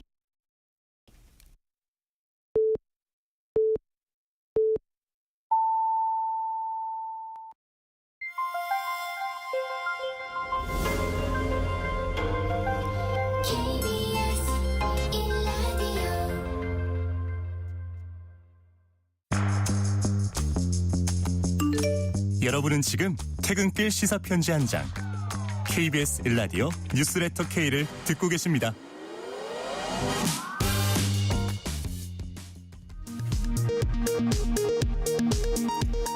이 시각 라디오 정보센터 뉴스입니다. 윤석열 대통령과 기시다 후미오 일본 총리의 정상회담이 오늘 오후 용산 대통령실에서 열렸습니다. 두 정상의 12번째이자 마지막 정상회담입니다. 국민의힘 한동훈 대표가 의료공백 해소 방안 논의를 위한 여야 의정 협의체를 제안한 가운데 대통령실은 2026년 의대 정원 증원도 원점에서 논의할 수 있다는 입장을 밝혔습니다. 더불어민주당 이재명 대표는 대통령의 대국민 사과를 요구했고 박찬대 원내대표는 의료 현장에 아무런 문제가 없다고 보고한 책임자 문책을 촉구했습니다. 감사원이 윤석열 대통령의 집무실 관저 이전 감사에서 법규 위반 사항을 확인하고 대통령실에 주의를 촉구하기로 한 것으로 전해졌습니다. 감사원은 다음 주 감사 보고서를 공개할 예정입니다. 김건희 여사 고가 가방 의혹 사건의 기소 여부를 심의하는 검찰 수사심의위원회가 오늘 오후부터 열리고 있습니다. 앞서 검찰 수사팀은 무혐의 결론을 내렸지만 가방을 건넨 최재형 목사는 청탁 목적의 선물이었다고 주장하고 있습니다. 문재인 전 대통령의 배우자 김정숙 여사의 고가 의상 의혹과 관련한 수사를 진행 중인 검찰이 전직 주 프랑스 한국문화원장을 오늘 참고인 신분으로 재소환했습니다. 지금까지 라디오 정보센터 뉴스 편유희였습니다.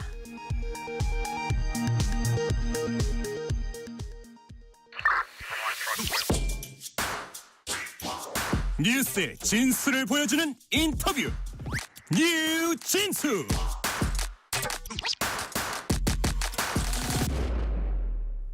윤석열 대통령이 한국을 방문한 기시다 일본 총리와 한일 정상회담을 가졌습니다. 두 정상 간 회동은 이번이 12번째로 기시다 총리가 퇴임을 앞둔 상황에서 고별 정상회담 성격을 갖고 있습니다. 그동안 한일 협력의 성과를 돌아보고 앞으로 발전 방향을 논의하는 자리가 될 거라는 게 대통령실 설명입니다. 최은미 아산정책연구원 연구위원과 함께 얘기 나눠봅니다. 최은미 위원님 어서 오세요. 네, 안녕하세요. 반갑습니다. 자, 정상회담이 어떻게 진행되는지부터 잠시 살펴보겠습니다. 오늘 오후 두 정상이 만났습니다. 대통령실은 정상회담을 포함해서 과거와 비슷한 일정을 소화할 것이다 이렇게 했는데 진행 상황 잠시 설명 좀 해주세요. 네, 기시다 총리가 오늘 오후에 한국에 도착을 했고 이제 네. 기념 촬영을 하는 것 같아요. 대통령실 도착해서. 그리고 소인수 확대 회담이 열렸고 이후에 이제 한일 정상 간의 내외 만찬이 있는 것으로 보도가 좀 되고 있습니다. 그리고 내일 관련해서는 이제 네. 일부 보도에 의하면 한국에 있는 이제 일본인 유학생들, 한국 유학생들과 함께 미래 세대와 대화를 하는 자리를 마련을 한다라고 보도가 되고 있습니다. 네. 지금 말씀하신 대로 기시다 총리 내외 방안은 1박 2일 이제 일정인데 이번에 이제 한일 정상 공동 기자회견 같은 거는 열리지 않는 걸로 정리된 것 같아요.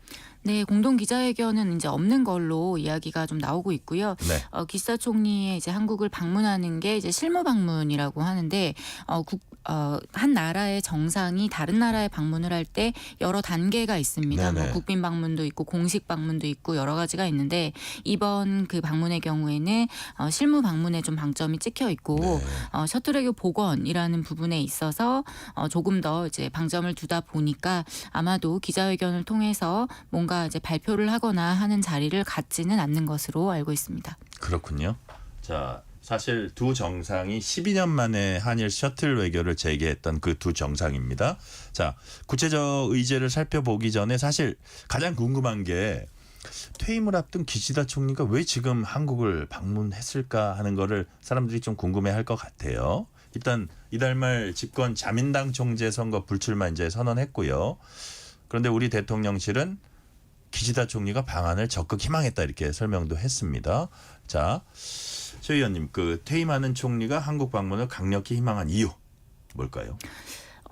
저는 그렇게 생각을 합니다. 이제 뭐 국내에서는 여러 가지 좀 비판도 있고 하는 네. 것으로 알고 있는데 이제 외교적인 측면을 봤을 때 그리고 기시다 총리가 이 남은 임기 동안에 이번 달 말까지가 임기니까요. 그러면 남은 임기 동안에 뭘 할 수 있을까라고 생각을 했을 때 지금 외교 일정을 챙기거든요. 네. 그 외교 일정 중에 하나로서 굳이 한국이 원래는 이제 예정되어 있던 일정이 아니었으니까요. 그런데 본인이 넣었다라고 하는 것은 그리고 강력한 의지를 표명했다라고 하는 거는 그만큼 본인의 어떤 재임 기간 중에 성과로서 강조를 했던 한일 관계를 보다 좀 더 돈독히 하고 싶다. 그리고 이 부분을 앞으로도 이어나갔으면 좋겠다라고 하는 의지가 담겨 있다라고 여겨지고요. 네. 이걸 국내 정치적으로 이용하는 게 아닌가라는 시각도 있기는 한데 글쎄요. 저는 이제 일본 정치 외교를 연구를 하는 사람 입장에서 볼 때 지금 일본의 총재 선거 관련해서 네. 이 포인트가 되는 부분, 선거의 포인트가 어딘가로 볼 때는 네. 지금 한일 관계는 아니거든요. 한일 관계를 어떻게 하느냐가 이번 선거의 메인 포인트는 아니기 때문에 국내 정치적으로 이용한다는 거는 그렇게 그거는- 타당성이 높지 않다. 그렇게 보기에는 근거가 많이 빈약하다라고 해야 될까요? 왜냐하면 이번 그 총재 선거에서 뭘 가지고 지금 이 투표를 할 것이냐라고 볼 때 뭔가 자기의 지지층을 흡수를 하려면 이 한일 관계가 굉장히 뭐랄까 논쟁적인 이슈거나 네. 혹은 지지층을 결집시킬 수 있는 어떤 뭐 핵심 요소가 있거나 해야 되는데 그렇지는 않거든요. 그러니까 한일 관계를 잘해야 된다, 개선해 나가야 된다라고 하는 거는 일본 내에 광범위하게 어떻게 좀 퍼져 있는 컨센서스가 저는 있다라고 보고요.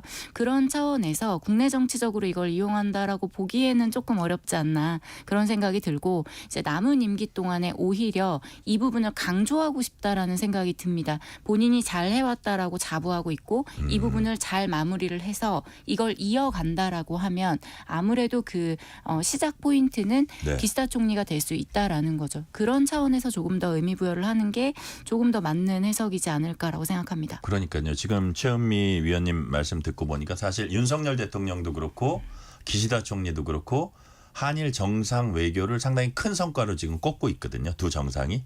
그 뭐 대통령실도 비슷한 생각을 하고 물론 약간 비난의 지점도 있지만 그거는 이제 나중에 우리가 조금 더 짚어보기로 하고요. 그래서 그러다 보니까 우리가 좀 액면 그대로 그다음에 가장 설득력 있게 받아들일 수 있는 건 역시 자신의 외교 성과를 좀 더 이렇게 그 마무리 짓는다 그럴까요? 좀 더 확실히 부각시키면서 그 이후에도 이어갈 수 있도록 한다. 자신의 성과를 뭐 그렇게 해석하면 되겠네요. 네, 그렇게 생각을 저는 하고 있고 기시다 총리가 본인이 가장 자신 있어 하는 분야가 외교거든요. 외무 대신을 4년 7개월 이상 했고 본인이 여태까지 했던 그 재임 기간 중에 했던 여러 가지 것들 중에서 가장 성과로서 볼 수 있는 거는 역시나 외교이기 때문에 네. 외교적인 부분을 강조하고 싶은 거다라고 보여집니다. 네네. 자, 이번 어떻게 보면 두 사람 간 마지막 정상회담에서 어떤 내용이 주로 다뤄질 것인가 이제 언론들이 주목하고 있는데요. 윤석열 정부로선 북핵 관련 공동 대응 같은 안보 협력에 더해서 경제와 문화 교류 확대 등도 이제 또 논의할 거다 이런 관측이 나오고 있습니다. 우리 최은미 위원님은 어떻게 전망하세요? 네, 우선 작년 3월에 한일 관계에 있어서 큰 변곡점이 됐었던 우리 정부의 대법원 강제동원 문제 관련 대법원 네. 판결 관련해서 해법을 낸 이후에 한일 관계가 여러모로 좀 많이 변화가 됐는데 그 변화의 과정 속에서 한국의 정상과 일본의 정상 그리고 약 정부 당국자들이 지속적으로 이야기를 했던 게 하나 있습니다. 네. 양국 국민들이 체감할 수 있는 뭔가를 해야 된다, 성과를 내야 된다라는 얘기를 계속해서 했었기 때문에 그 부분에 대한 어떤 성과를 내기 위한 노력들이 이루어질 거라고 보고요.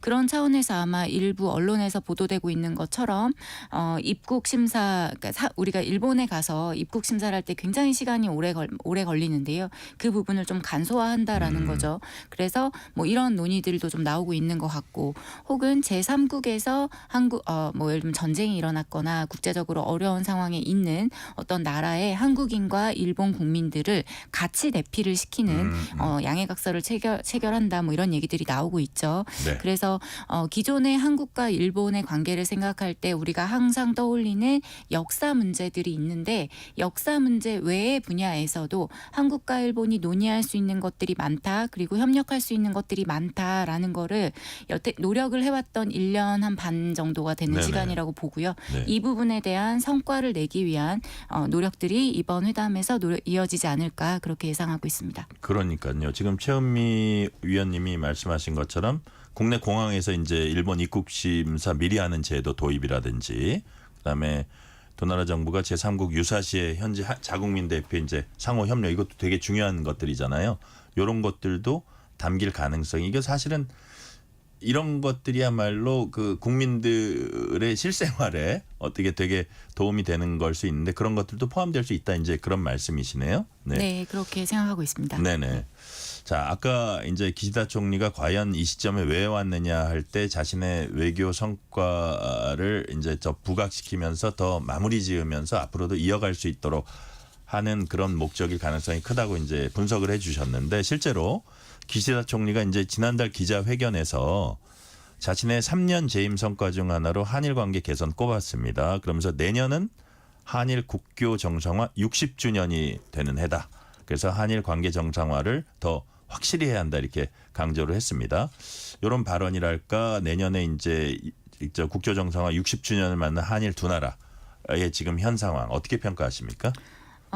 우선 내년도 60주년을 관련해서 이게 굉장히 좋은 계기가 될 수 있다고는 생각을 합니다. 네. 여태까지 한일 관계 60년을 봤을 때, 뭐 내년이 60년이지만 60년을 봤을 때 굉장히 이제 우리가 부침이 크다라는 표현을 쓰는데 업앤다운이 좀 심했던 네네. 거죠. 근데 이러한 그 업앤다운이 있었던 관계를 양국의 국내 정치 상황이나 혹은 정부가 바뀐다 하더라도 이어가야 된다라고 하는 어떤 양국의 지금 컨센서스가 있다라고 여겨지고요. 네. 그런 차원에서 지금 이 기시다 총리도 아마 그런 맥락에서 이야기를 한 것 같습니다. 근데 이제 저는 개인적으로 좀 아쉬운 건 그건 있어요. 그 정부 차원은, 그러니까 한국 정부와 일본 정부는 굉장히 좀 뭐랄까 교류도 많고 많이 이제 얘기도 많이 하고 협력에 대한 이야기를 많이 하고 있는 것 같습니다. 그리고 국민 레벨에서 봤을 때 우리도 일본에 많이 여행을 가고요. 작년에 한국에서 일본으로 여행을 가신 분들이 690만 명이 넘습니다. 네. 그만큼 많은 국민들이 가고 있고 마찬가지로 한국을 방문을 한 외국인 중에 일본인이 최다입니다. 네. 그만큼 많은 그 국민들이 서로 왕래를 하고 있는데 이 중간을 잇는 게 좀 부족한 거죠. 다시 얘기하면 정부 관은 관대로 관과 관은 함께 협력을 하고 있고 민과 민은 함께 교류를 하면서 좋은 관계를 유지해 나가려고 하는데 문제는 관과 민을 잇는 이 가운데가 좀 부족하다라는 느낌이 들어요. 뭐가 이룰 수 있는 거예요? 뭐 예를 들면 이제 전문가들이라든지 오피니언 리더들의 발언이라든지 이러한 것들을 보면 사실은 이제 우리 국민들의 그 한국 국민들이 지금 느끼는 뭐랄까요, 이제 일본이 조금 더 해야 된다라든지 혹은 우리 뭐 소위 얘기하는 컵에 물의 반잔을 아직 안 채우지 않았냐라는 거에 대해서 일본의 인식이 그만큼 우리가 해야 돼라고 하는 인식이 강하지 않거든요. 그러면 그 얘기를 누가 할 건가라고 했을 때는 정부의 생각과 그 국민들의 생각을 가운데서 잘 이어줄 수 있는 혹은 네. 잘 전달할 수 있는 사람들의 역할이 중요한데 그런 노력들은 좀 많이 부족하지 않았나 그런 생각을 하고 있습니다. 네. 자, 일본 측은 한일 수교 60년에 맞춰서 안보 협력 이 부분보다 강화하려는 이제 움직임 보여왔고요. 우리 정부 역시 한미일 군사 협력 확대에 적극적입니다. 그래서 이 상황을 좀 비판하는 측에서는 한미 군사동맹도 추구하는 건 아니냐 이런 의심의 눈초리도 있고요. 이건 민감한 문제라고도 할 수 있는데 우리 최은미 위원님께서는 어떻게 보고 계세요? 우선 저는 이제 동맹이라는 표현을 너무 쉽게 쓰는 게 아닌가 그런 생각을 좀 하거든요. 네. 동맹이 된다라는 거는 정말 다 공유할 수 있어야 된다라는 거잖아요. 전략도 공유해야 되고 우리가 함께 작전도 세워야 되고. 근데 그거를 일본이랑 한국이 할 수 있나? 마찬가지로 일본이 한국과 할 수 있나? 저는 양국 모두 이 부분에 대해서는 매우 신중할 거라고 생각을 하고 이렇게 이제 나아가기에는 국내적인 컨센서스가 먼저 필요하고 그리고 그 다음 수순이라는 게 있는데 그 중간 과정이 너무 확 없고 그리고 제일 마지막만 보는 거죠. 근데 지금 상황에서 저는 사실 이 부분은 굉장히 실현이 되기는 어렵다라고 보고요. 다만 동맹 관계가 아니라 한국과 일본이 안보적인 부분에서 협력할 수 있는 것들이 있죠. 그리고 우리가 안보를 얘기할 때는 뭐 북핵 문제도 물론 포함이 되지만 북핵 문제 외에도 이제 안보도 분야가 많이 있으니까요. 전통 안보라는 것도 있고 비전통 안보라는 것도 있습니다. 해양의 문제라든지 혹은 뭐 재해재난 문제라든지 혹은 뭐 보건 이런 것들이 다 안보에 포함이 되는 개념인데 그렇죠. 예. 이러한 것들에서 한국과 일본이 협력할 수 있는 부분이 분명히 있거든요. 네. 근데 그 좀 포괄적으로 좀 다 같이 봐야 되는데 너무 한 군데에 좀 너무 뭐랄까요, 좀 너무 이 부분에 집중을 해서 그 부분만 부각하고 있는 게 아닌가. 그러다 보니 필요한 부분에 대한 논의가 좀 많이 이루어지지 못하는 상황들도 생기고 있는 거죠. 이번엔 이런 식으로 제가 한번 여쭤볼게요. 한일 관계 개선 과정에서 좀 주요한 쟁점 현안이 풀리지 않았다 이런 지적도 있습니다. 예컨대 독도, 사도광산, 강제징용 이런 현안들을 매듭짓지 않고 뭐 일본과 관계 개선됐다는 거는 너무 저쪽에 우리가 양보한 게 아니냐 이런 지적이 야권을 중심으로 이제 좀 나오고 있거든요. 이런 부분은 어떻게 보십니까? 네, 우선 이제 예로 들어주신 이제 세 가지 독도, 사도광산, 강제징용인데 독도는 논란의 여지가 없죠. 그냥 우리 땅인데 이걸 왜 자꾸 얘기를 하는지 이렇게 되면 마치 일본에서는 한국에서 이 부분을 오히려 얘기를 하면서 논란을 키우는 셈이 되거든요. 국제 분쟁화. 네, 예컨대. 그거는 일본이 네. 바라는 거고 네네. 그렇게 할 이유가 전혀 없다라고 생각을 합니다. 이거는 현안으로서 존재하고 있는 문제도 아니고요. 이미 우리가 또 우리 땅으로서 우리가 현재 이제 있기 때문에 이 부분은 저는 논의할 여지도 없다라고 생각이 들고요. 사도광산이랑 강제징용 문제 같은 경우에는 좀 얘기가 다른데 강제징용 문제는 지금 법적으로 이제 대법원에서 판결이 난 건들이 있고 역사적인 문제 외에도 법적인 문제들이 같이 얽혀 있는 사안인 거죠. 그래서 법적인 부분에 대한 해결도 필요하고 또 역사적인 부분에서 보완해 나가야 될 부분이 분명히 있기 때문에 이 부분이 같이 우리가 완전하게 해결됐다고 볼 수는 없기 때문에 이 부분에 대해서는 여전히 갈등 이슈라기보다는 우리가 지속적으로 관심을 기울여야 할 그리고 해결하기 위해서 노력해야 할 문제라고 저는 생각을 하고요. 사도광산 같은 경우에도 역시나 여러 이제 뭐 일각에서 이제 부정적으로 보는 시각들도 많은 걸로 알고 있는데요. 네. 이건 관점의 차이인 것 같아요. 어떻게 보느냐, 우리가 일본한테 원하는 게 뭐냐. 이 강제라는 표현이 들어가야 되는 거는 맞는데 강제라는 표현 외에도 우리가 더 일본으로부터 얻어야 하는 게 있잖아요. 네. 그 당시에 있었던 생활상에 대해서 잘 알려야 되는 거고 그 부분에 대해서 제대로 된 기록, 기억을 해야 되는데 이걸 일본이 하도록 유도를 해야 되는 거죠. 그러면 말 말고 행동으로 할 수 있도록 끌어내야 되는 거고 그 행동이 이번에 나온 거죠. 전시시설로서. 근데 전시시설도 이제 실제로 전 방문을 해봤는데 채워나가야 될 부분이 많아요. 네. 부족한 부분이 있는데 만족스러울 만한 수준은 아니었습니다. 하지만 전시시설을 마련했다라는 부분은 평가할 만하고 이게 여기서 끝나는 게 아니라 한국과 일본의 정부가 앞으로 어떻게 하겠다라는 거를 계속 논의하고 있는 단계이기 때문에 이 부분을 우리가 그러면 어떤 부분을 어떻게 채워야 된다고 얘기를 해야 되는 거지 이게 계속 우리가 뭐 갈등시하고 이 부분을 문제를 막 키우는 거는 글쎄요 궁극적으로는 도움이 되지는 않는다고 여겨집니다. 네. 자, 기시다 총리 방한을 앞두고요. 일본 측에서 우키시마호 승선자 명부 일부를 한국에 제공을 했습니다. 일제 패망 직후 한국인 강제징용 노동자 수천 명이 탑승해서 귀국 중에 침몰했던 배에 누가 탔는지 79년 만에 이제 공개한 셈인데요. 외교부는 기시다 방한과는 무관하게 실무 협의해 왔다 이렇게 이제 설명을 했고요. 자, 우리 최은미 위원님 보시기에 이 시점에 승선 명단 공개 이게 우연일까요? 지속적으로 협의를 했었던 거는 맞는 것 예, 같고요. 근데 기시다 총리 방안을 앞두고 공개했다라는 거는 저는 정치 외교적인 것들을 고려한 타이밍을 맞췄을 가능성이 많다고 봐야죠. 높다고 봅니다. 예, 네네. 그냥 뭐 이게 우연히 그랬을 거라고 보기에는 좀 어렵고요. 네. 그래서 기시다 총리가 오는 데 있어서 이러한 그 노력들을 하면서 향후에 좀 앞으로 좀 전향적으로 나아가기를 기대해 볼 수 있지 않을까 그렇게 생각하고 있습니다. 네. 앞서서 말씀드렸듯이 퇴임하는 기시다 총리는 차기 자민당 총재 선거에 나서지 않기로 했습니다. 일단 비리 의혹의 낮은 내각 지지율. 그렇지만 일본 국내 정치에서 기시다 총리 앞으로의 위상이 뭐 완전히 꺾이진 않았다 이런 얘기도 나오는데 기시다 총리의 앞으로 위상 어떻게 전망이 되고 있습니까? 조금 지켜볼 필요가 있어요. 왜냐하면 네. 지금 자민당 총재 선거는 굉장히 재밌는 상황인데요. 네. 그리고 일본 정치에서도 이렇게 재밌는 상황이 굉장히 오랜만에 펼쳐진다라고 그래요? 얘기할 정도로 저도 매일매일 팔로우업을 하고 있는데 네. 굉장히 흥미롭습니다. 근데 이렇게 흥미롭게 된 데에는 기시다 총리의 역할이 컸습니다. 본인이 총재 선거에 나오지 않겠다라고 얘기를 했기 때문에 그 이후에 나갈 수 있는 사람들이 굉장히 많아진 거죠.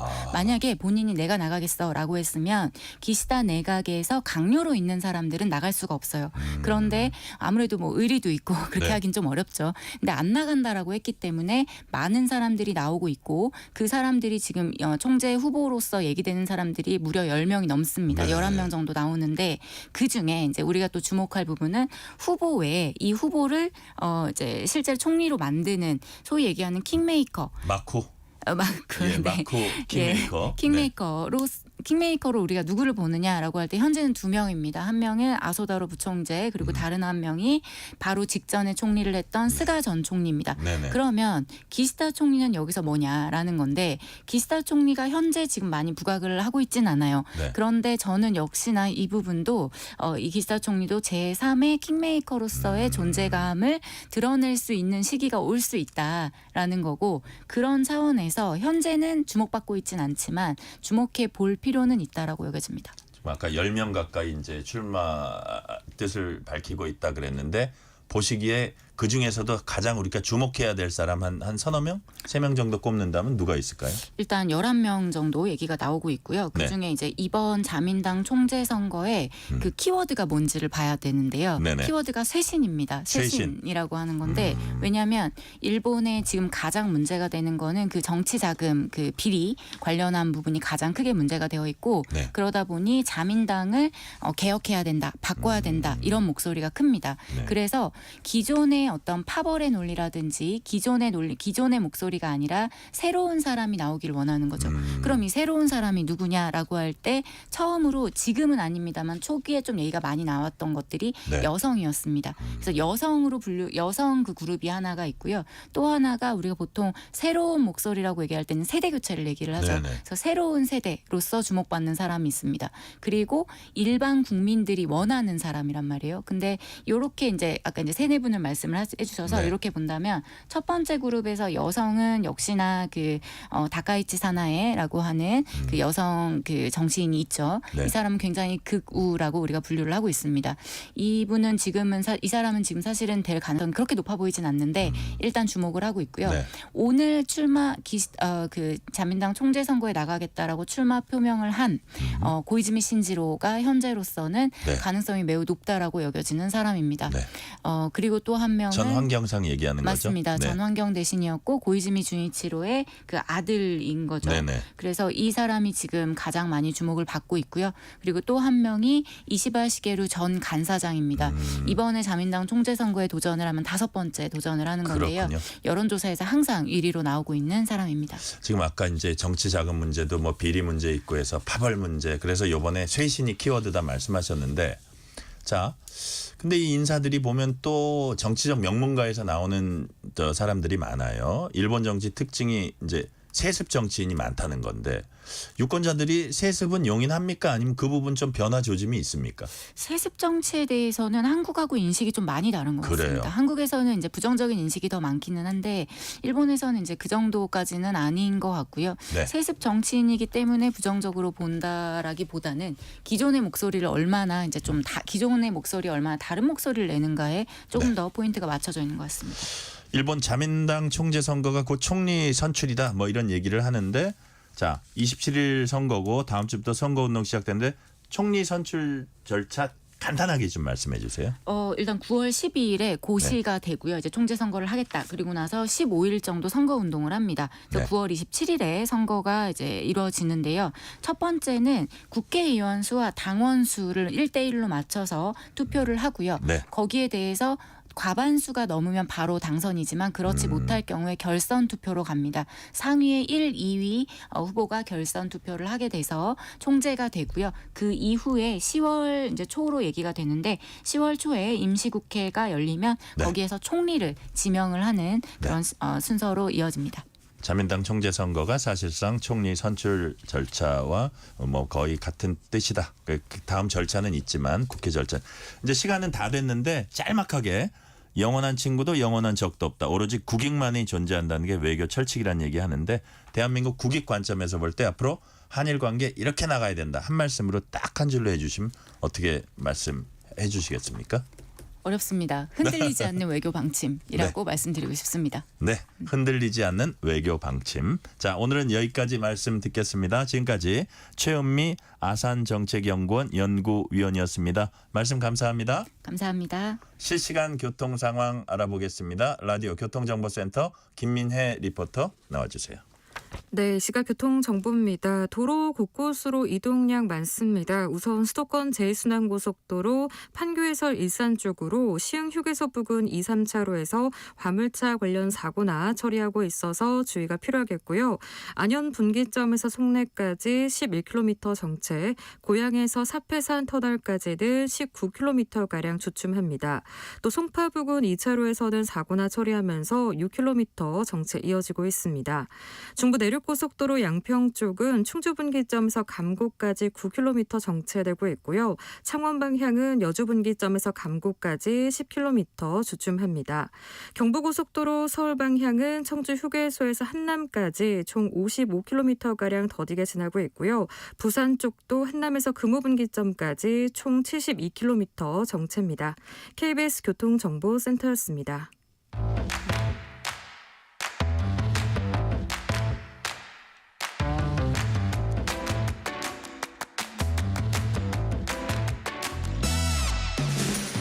파고 또 파고 골라서 엄선한 뉴스만 전해드립니다. 파파뉴 코너. 오늘은 손지은 서울신문 기자 나오셨습니다. 손지은 기자님 어서 오세요. 네, 안녕하세요.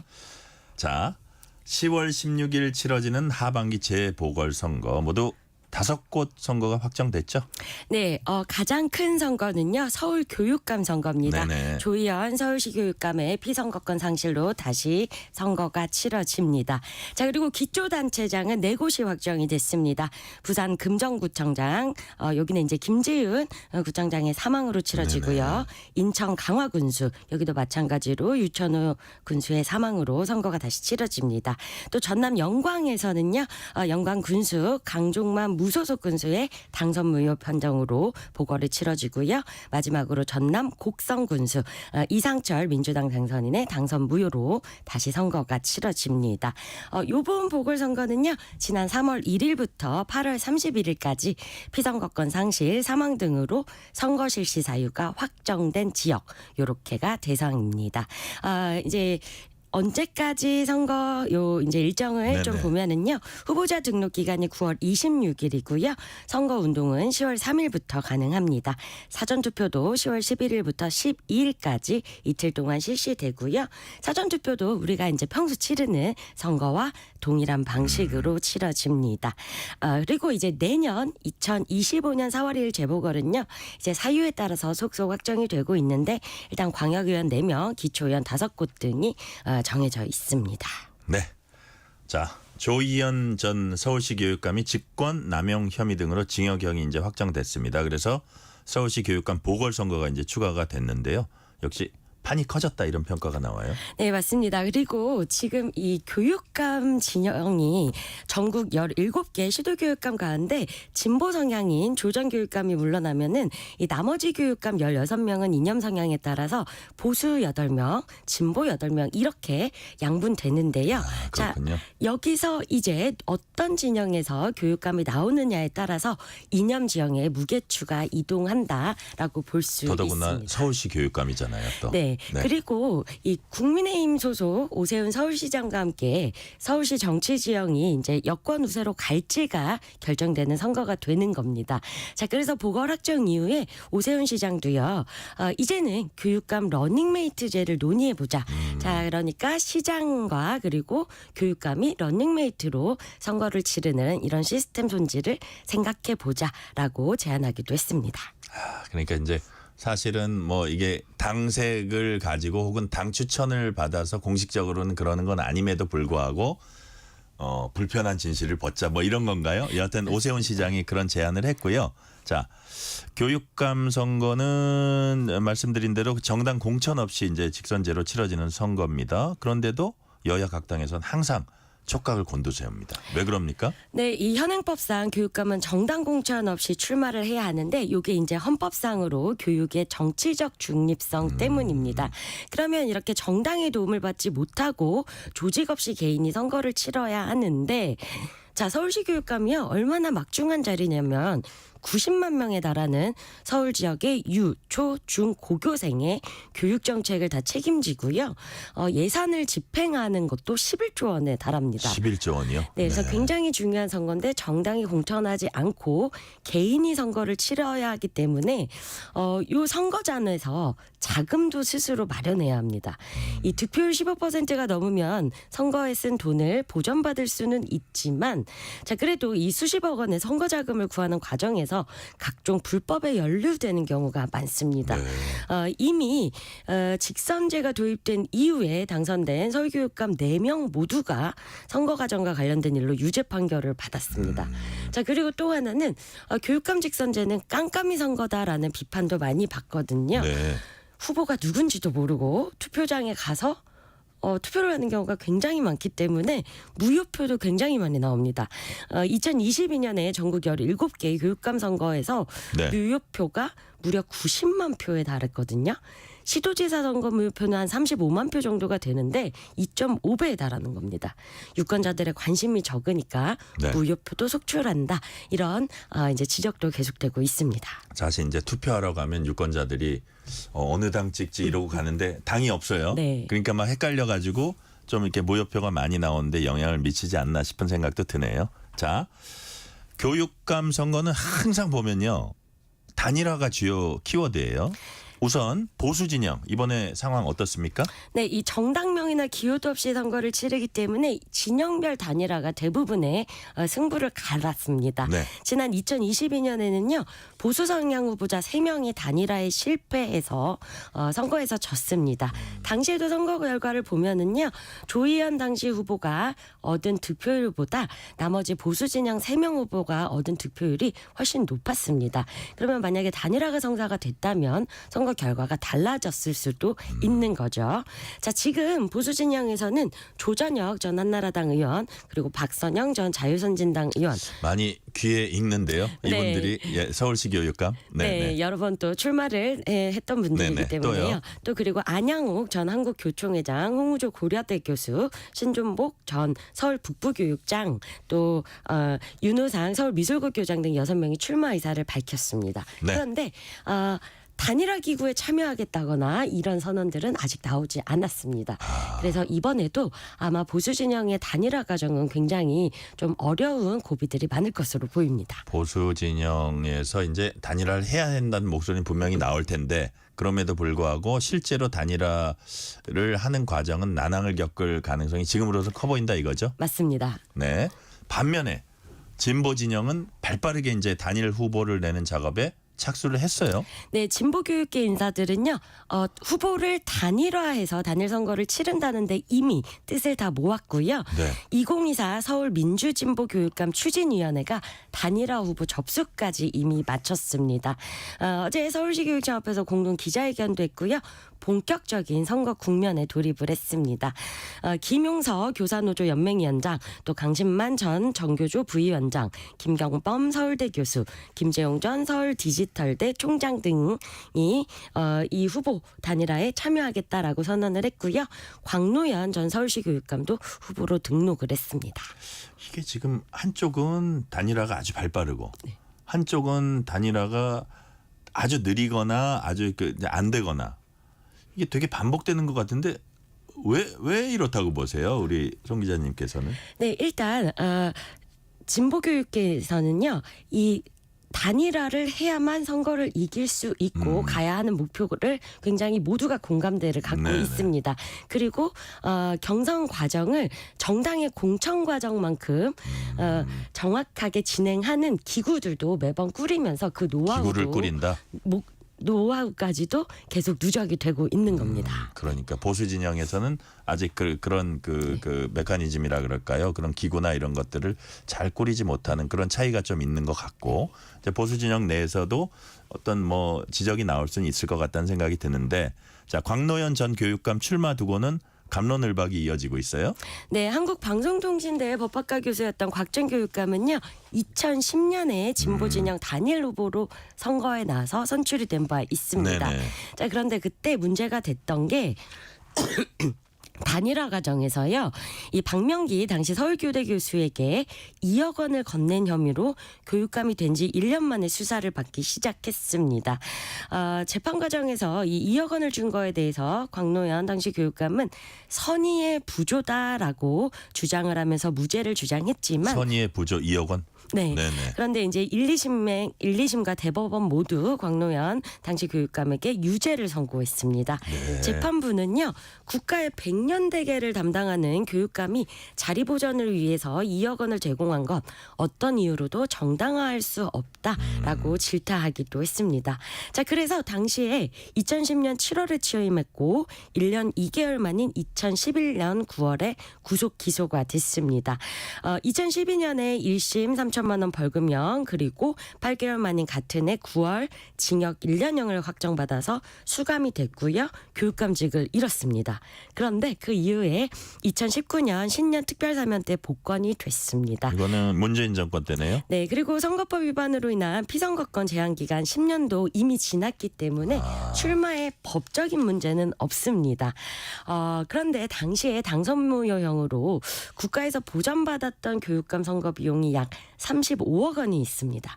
요거를 이제 광노현 전 교육감이 반납을 해야 하는데 아직 다 내지는 않았다고 합니다.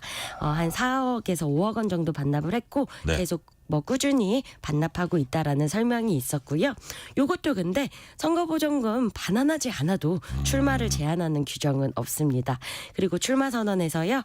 저는 내 양심의 법정에서 당당하고 떳떳하다. 판결에 전혀 승복할 수 없다라고 입장 밝혔습니다. 판결이 잘못됐다. 네. 그러니 출마한다. 뭐 이런 취지의 얘기 같네요. 교육감 선거와 달리 정당이 공천을 하는 기초단체장 5곳 전국 곳곳에서 실시됩니다. 가장 관심 끄는 곳 어디입니까? 네, 일단 영호남에서 골고루 치러주는 이 기초단체장 4곳에서 이제 실시가 되는데요.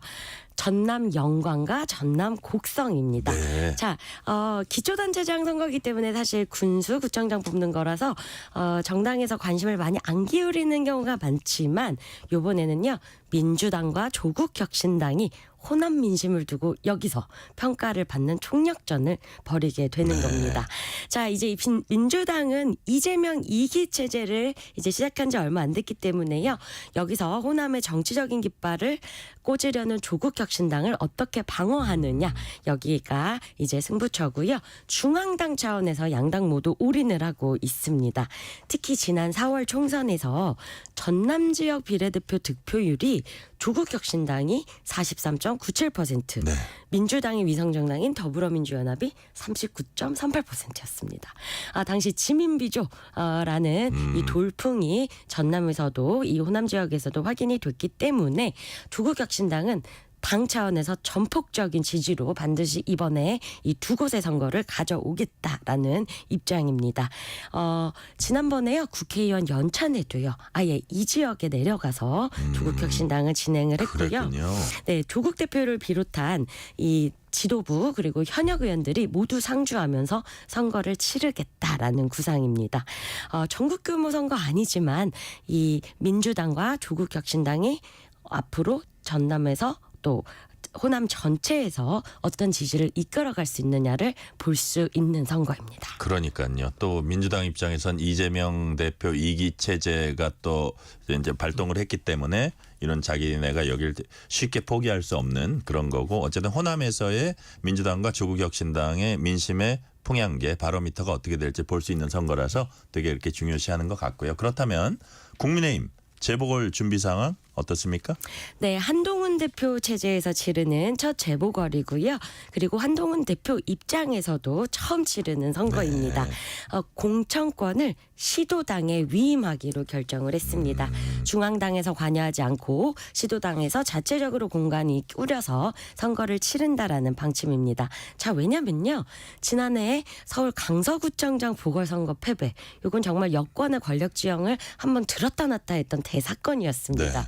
그때 김겸 지도부와 이 중앙당에서 공천 과정부터 선거까지 모두 지휘를 했고 대패를 해서 여권의 이제 혁신은 그리고 지금 체제로는 안 된다라는 그런 당내 비판을 가져왔기 때문에 이번에는요 각 지역에서 공천을 하는 것으로 가닥을 잡았습니다.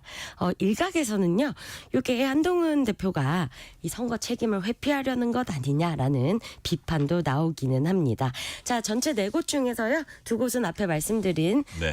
민주진영의 우위 지역이라서 사실 국민의힘은 선거를 치른다는 데 의의가 있고요. 강화군수는 2002년 이래 보수 성향 후보가 당선된 곳입니다. 또 부산 금정구청도요 지난 지방선거에서 국민의힘 후보가 당선된 곳이라서 국민의힘이 조금 우위를 점하고 있는 지역입니다. 자, 그리고 또 하나의 이제 소수 정당이죠. 개혁신당은요 허은하 대표가 이번 재보궐에 후보 다 내기는 쉽지 않은 상황이다라고 밝혔습니다. 그렇다고 해서 연대나 단일화를 하지는 않을 것이다라고 예고를 했습니다. 현실적으로 연대 단일화가 쉽지도 않을 겁니다. 네, 오늘은 말씀 여기까지 듣겠습니다. 지금까지 손지은 서울신문 기자였습니다. 말씀 감사합니다. 감사합니다.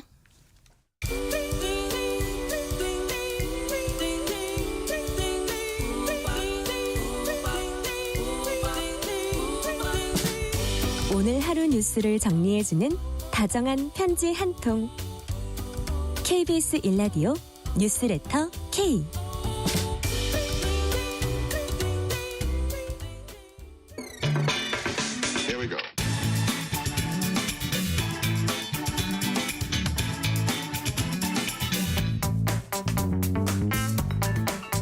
금요일 저녁은 아주 특별한 문화 이야기 들어봅니다. 뉴스레터 K 금요일 코너 금시초문, 어디 가도 못 듣는 문화 이야기 전해주실 김영대 음악평론가 모셨습니다. 김영대 평론가님 어서 오세요. 네, 안녕하세요. 김영대입니다.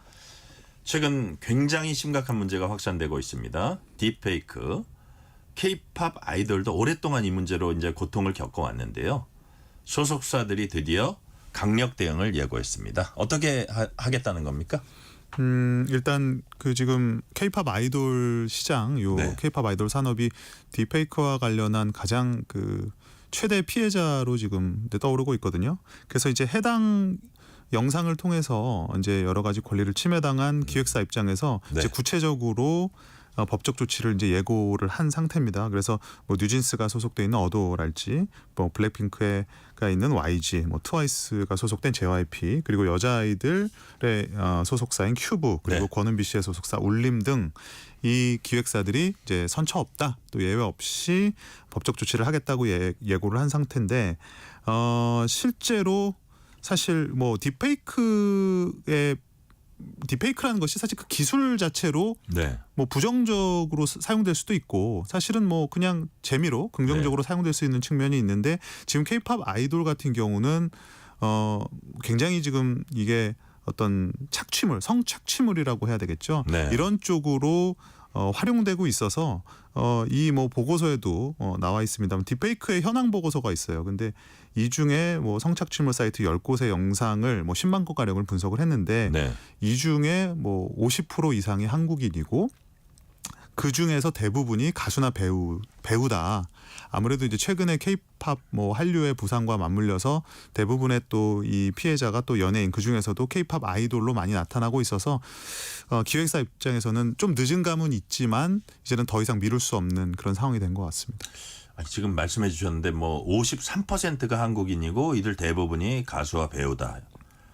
근데 아무리 K-팝이 잘 나가고 우리 아이돌들이 전 세계적으로 이렇게 유명하고 하다 해도 아니 미국에도 수많은 연예인들이 있고 일본에도 얼마나 많고 한데 이게 53%가 된다는 게 그 잘 이해는 안 되더라고요. 그렇죠. 이게 그러니까 언뜻 이해가 쉽지는 않은데, 그러니까 이렇게 한번 생각해 볼 필요가 있을 것 같아요. 그러니까 딥페이크라는 기술이 원래 없었던 건 아니죠. 그러니까 예를 들면 옛날에도 컴퓨터를 활용을 해서 이렇게 진짜인 것처럼 연출하는 뭐 포레스트 검프 같은 영화도 있었고 사실 그거는 이제 딥러닝에 기반한 건 아닙니다만 이런 식으로 뭔가 가짜를 만드는 기술은 있었지만 이 딥러닝을 이용한 페이킹 기술이라는 거, 딥페이크라는 것이 주목을 받은 게 지난 뭐 6, 7년 사이입니다. 네. 이제 그 점을 생각을 해볼 필요가 있어요. 그럼 지난 6, 7년 사이에 이 연예 산업에서 가장 주목받은 분야가 어디냐? 한국이다? 그러면 단연 한류죠. 한류고 그 중에서 K-팝인데 K-팝 아이돌은 또 이런 특징이 있죠.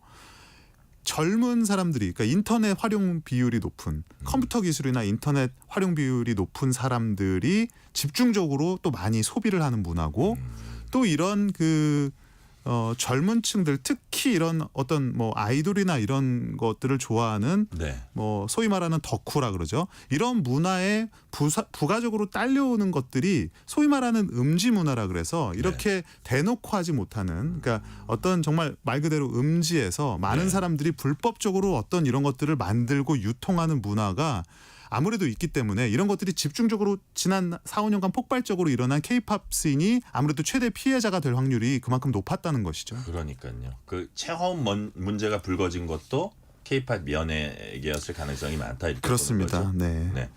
자, 그러면 아까 이제 소속사들이 적극 대응에 나섰다 이렇게 말씀을 하셨는데요.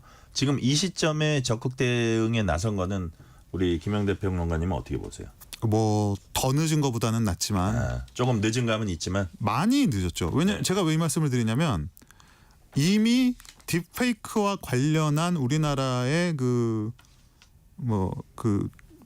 어떤 탐사 보도 프로그램 뭐 가령 SBS에 그것이 하고 싶다가 이걸 보도한 게 2021년 2월입니다. 이미 3년 반, 4년 가까이 됐다 이거죠. 근데 그 보도도 이미 수많은 사례가 누적된 다음에 나온 프로그램이라는 거예요. 아주 초기도 아니었다 이거죠. 그렇습니다. 그것조차도. 네. 우리가 아마 알파고 기억하실 거예요. 네, 그게 언제 2016년이었나 17년이었나 그렇죠. 그랬던 것 같은데 예. 그때 딥러닝이라는 걸 우리가 처음 알았어요. 예. 그 이후로 폭발적으로 이 딥러닝 AI를 이용한 딥러닝 기술이 이미 아는 사람들은 다 아는 뭐 불법적인 사이트 같은 데에서 뭐 외국 연예인들, 그중엔 또 한국 연예인들, 그중엔 K-팝 가수들을 합성하는 기술과 그 사례가들이 있었다는 겁니다. 근데 그때는 그냥 어떻게 보면 쉬쉬하고 이러다 말겠지 하고 넘어가다가 2021년에 보도를 했는데 그리로부터 3년이 지났는데 이제 뭐랄까요, 통제 불가능한 사태에 이르르니까 사태 심각성을 뭐 이제서 인지했다 그거는 말이 안 되고 다만 더 늦어서는 안 되겠다라는 어떤 중지가 모아졌다라고 보는 게 맞겠죠. 그러니까 지금 사실은 정부와 정치권에서도 최근에 적극 나서는 그런 움직임하고도 좀 뭐 관련이 있다 할까 그렇게 제가 그렇습니다. 보기에는 그렇게 네. 보이는데요. 딥페이크 기술의 이런 급속한 발달, 우리 김영대 평론가님 보시기에 K-팝 산업엔 어떤 영향 미치고 있습니까? 정말 아주 예외적으로 네. 이 딥러닝 기술을 활용해서 뭔가 흥미로운 그 컨텐츠가 없었던 거는 아니에요. 가령 뭐 AI 커버라고 혹시 들어보셨습니까? 네네. 네, AI 커버 같은 거 사실 그것도 부정적인 우리가 함의를 찾자면 엄청나게 많지만 뭐 하여튼 재밌게 지나갈 수 있는 부분이 되겠죠. 네. 뭐 그 외에도 뭐 타계한 가수들의 목소리를 되살리는 것이라든지 뭐 이런 가능성들이 있는데 지금 사실은 그 좋은 어떤 기술의 활용 범위를 넘어서서 너무 부정적인 것들이 많아지고 있죠. 게다가 이게 왜 K-팝 산업에 치명적인가 하면 K-팝은 무엇을 파는가? 음악을 파는가? 뭐 영상을 파는가? 네. 결국은 이미지를 파는 것이거든요. 그러니까 K-팝이 갖고 있는 어떤 건강한 이미지, 상대적으로 그렇죠. 그러니까 팝 음악 시장 안에서도 K-팝이 갖고 있는 좀 선한 이미지, 그리고 상대적으로 순수하고 네. 여러 가지 뭐 컨텐츠의 내용이라든지 이런 것들이 그간 그런 긍정적인 이미지를 활용해서 그 아티스트의 레퓨테이션, 명성을 쌓아온 측면이 분명히 있단 말이죠. 그러면 뭐 가령 예를 들어서 블랙핑크라든지 네. 뭐 블랙핑크의 제니씨다. 그러면 그 제니씨의 힘이 어디서 나오냐? 당연히 그가 누적해온 긍정적인 이미지가 있는데 이게 물론 딥페이크라고 하면 처음에는 이게 워낙에 가짜인 것을 아니까 네. 그게 명성에 곧바로 누가 됐느냐 이걸 판단하기가 어려웠어요. 근데 지금은 기술 자체가 너무나 발달해 있고 뭐 최근에는 뭐 톰 행스 그 해외 사례도 있지만 네네. 이젠 뭐가 진짜인지 가짜인지를 판단할 수 없는 그러니까요. 상황으로까지 가고 있고 이러면 단순히 이것이 뭐 초상권의 문제, 그러니까 법적으로요, 뭐 인격권의 문제, 혹은 사생활 침해 문제에 해당되는 것 이상으로 그 그룹이 갖고 있는 이미지의 문제에서 심각한 타격을 이제 주게 된다라는 것이죠. 네네. 그래서 이거는 뭐 방관할 수가 없는 어떤 엔터테인먼트 산업의 근간을 흔들 수 있는 문제로까지 지금 악화가 된 거죠. 네. 지금부터는 한국인 없는 K-팝 좀 다뤄보도록 하겠습니다. K-팝에 붙은 K, 이게 이제 어떤 의미일까 얘기이기도 한데 한국이 없는 K-팝 지금 본격적으로 나타나고 있어요. 이게 뭐 그 팥소 없는 붕어빵 뭐 약간 이런 느낌이 드는데요. 한국인이 없는데 K-팝이냐 아니냐 이런 질문을 진짜로 심각하게 던져야 될 시간이 왔어요. 네. 예. SM 엔터테인먼트 K-팝 산업을 만들어낸 장본인 아닙니까? 그렇죠. 이들이 북미 합작 법인, 그러니까 영국 엔터테인먼트사와 합작 그러니까 조인트 벤처를 만들어서 디어 앨리스라는 영국인 그룹을 만들었는데, 디어 앨리스. 네, 그냥 언뜻 보기에는 SM이라는 이름을 모르면 그냥 영락 없는 영국 보이 그룹입니다. 예. 그리고 이미 블랙스완이라는 외국인 그룹이 나와 있고요. 최근에는 한국계 멤버가 한 명만 있는 하이브의 걸그룹 캣스아이가 데뷔를 했고요. 네. 거의 지금 비슷한 시기예요. JYP 역시 전원 외국인으로 이루어진 그러니까 미국 혹은 글로벌 시장의 현지용 그룹. 그러니까 한국 시장은 뭐 상관이 없을 수도 있죠. 그러니까 네. 한국에서 활동을 할 수도 있고 아닐 수도 있지만 기본적으로는 글로벌 시장에 독점적으로 활동을 하겠다고 만든 현지화 K-팝 그룹이 지금 나와 있는 상태입니다. 지금 말씀 들어보니까 이미 활동하고 있어요. 아, 그래요. 말씀 들어보니까 어쨌든 우리 기획사가 기획은 하니까 K-팝인데 그렇죠. 그 멤버는 한국인이 있어도 되고 없어도 되고 뭐 있을 수도 있고 없을 수도 그렇습니다. 있다. 그런 개념으로 말씀하셨고요. 자, 이런 실험이 낯설진 않습니다. 네. K-팝 그룹에 외국인 멤버 있는 거 이제 어떻게 보면 좀 당연하게 느껴지고요. 아예 이제 일본이나 중국을 겨냥한 그룹들, 아까 뭐 영국도 말씀하셨는데, 근데 최근의 트렌드, 그러니까 아주 새로운 트렌드랄까 뭐 이런 것도 좀 있습니까? 이렇게 한번 생각해 보시죠. 뭐 예전에 경제개발 5개년 계획이라는 말도 있지만 네네. K-팝 현지화의 3단계 기획이라고 한번 생각을 해보시면 네.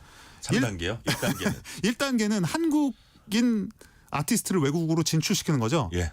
변환을 시켜서 뭐 보아 씨 같은 경우가 그러니까요. 일본어를 배워서 일본에서 활동을 한다. 2단계는 간단해요.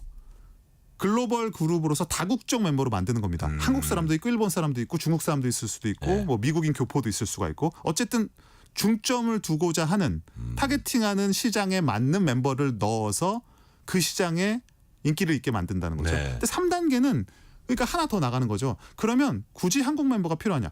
내가 미국이면 미국인 멤버, 일본 시장을 중점으로 타겟팅을 하고 싶으면 일본인 멤버를 한다. 하지만 기획은 한국 그 엔터테인먼트 회사가 한다. 그런데 이게 재밌는 게 뭐냐면 1, 2, 3단계 자체의 발전은 자연스러운데 네. 이걸 만든 사람들조차도 이 3단계 현지화에 이르렀을 때 이들을 K-팝이라고 부를 수 있냐 없느냐는 생각하지 못했다는 거죠. 왜냐? 만든 사람 입장에서는 같은 프로세스입니다. 그렇죠? 네, 네. 이들이 한국인이냐 일본인이냐의 차이, 시장을 일본을 주로 활동하냐 미국을 주로 활동하냐의 차이만 있을 뿐이지 같은 기술로서 같은 시스템화에서 만든 같은 그룹인데 이게 개념적, 그러니까. 철학적으로는 과연 이 3단계에 이르는 K-팝 현지화를 한국 음악이라고 부를 수 있느냐라는 질문을 던지게 되는 시점인 아니, 거죠. 그러니까 이게 3단계라고 해서 이렇게 현지화했는데 한 명도 한국 사람이 없어요. 그러니까 기획해가지고 현지화를 주도한 분들도 그 본인 스스로 이거 K-팝 맞나 이렇게 좀 헷갈리실 것 같아요. 그러면 이게 왜 문제가 되냐면 자 SM이나 JYP나 하이브가 기획을 했어요. 그러면 기획한 측에 있어서는 K-팝이라고 생각할 거 아닙니까? 그러면 비슷한 기술과 시스템으로 네. 외국에서 기획을 해서 외국 사람과 외국 시장에서 같이 경쟁을 하면 어느 게 K-팝이고 아닌지를 뭘로 판단할 거냐.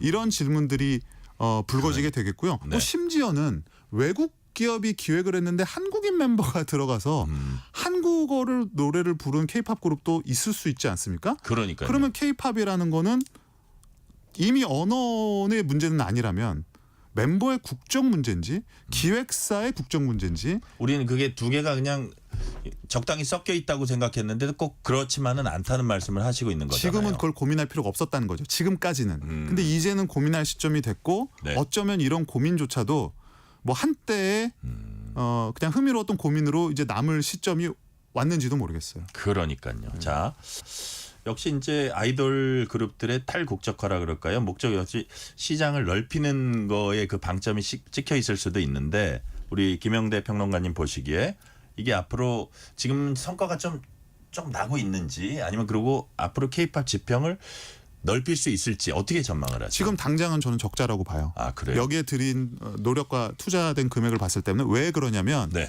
아직까지 K-팝은 한국의 로컬 음악이 세계 시장에 진출했다라는 이미지로 외국에서도 소비하고 있기 때문이에요. 네. 뭐냐면 K-팝이라 그러면 한국에서 만들어져서 단지 우리는 수출된 문화를 즐긴다라는 인식이 아직 남아있는 상태에서 네. 현지 시장의 용으로 만들어진 그룹의 뭐랄까요? 오리지널리티?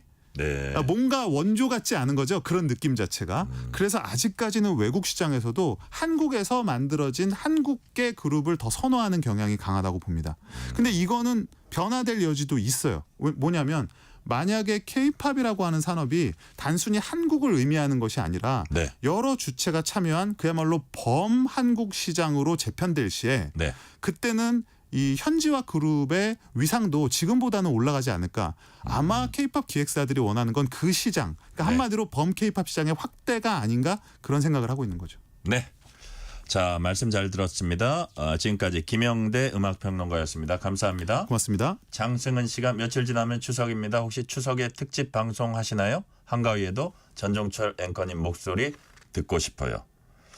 감사합니다. 특집 준비했습니다. 기대하시면 되겠습니다. 오늘 뉴스레터 K는 여기까지입니다. 오늘은 한국인이 한 명뿐인 K-팝 음악 한번 들어보시겠습니다. 캐치아이의 터치 오늘 끝곡입니다. 커피 쿠폰 받으실 분들은 뉴스레터 K 홈페이지 확인해 주시고요. 오늘도 함께해 주신 청취자 여러분 진심으로 감사드립니다. 지금까지 뉴스레터 K 전종철입니다. Touch, touch, touch, touch, touch, thought about you way too much, much.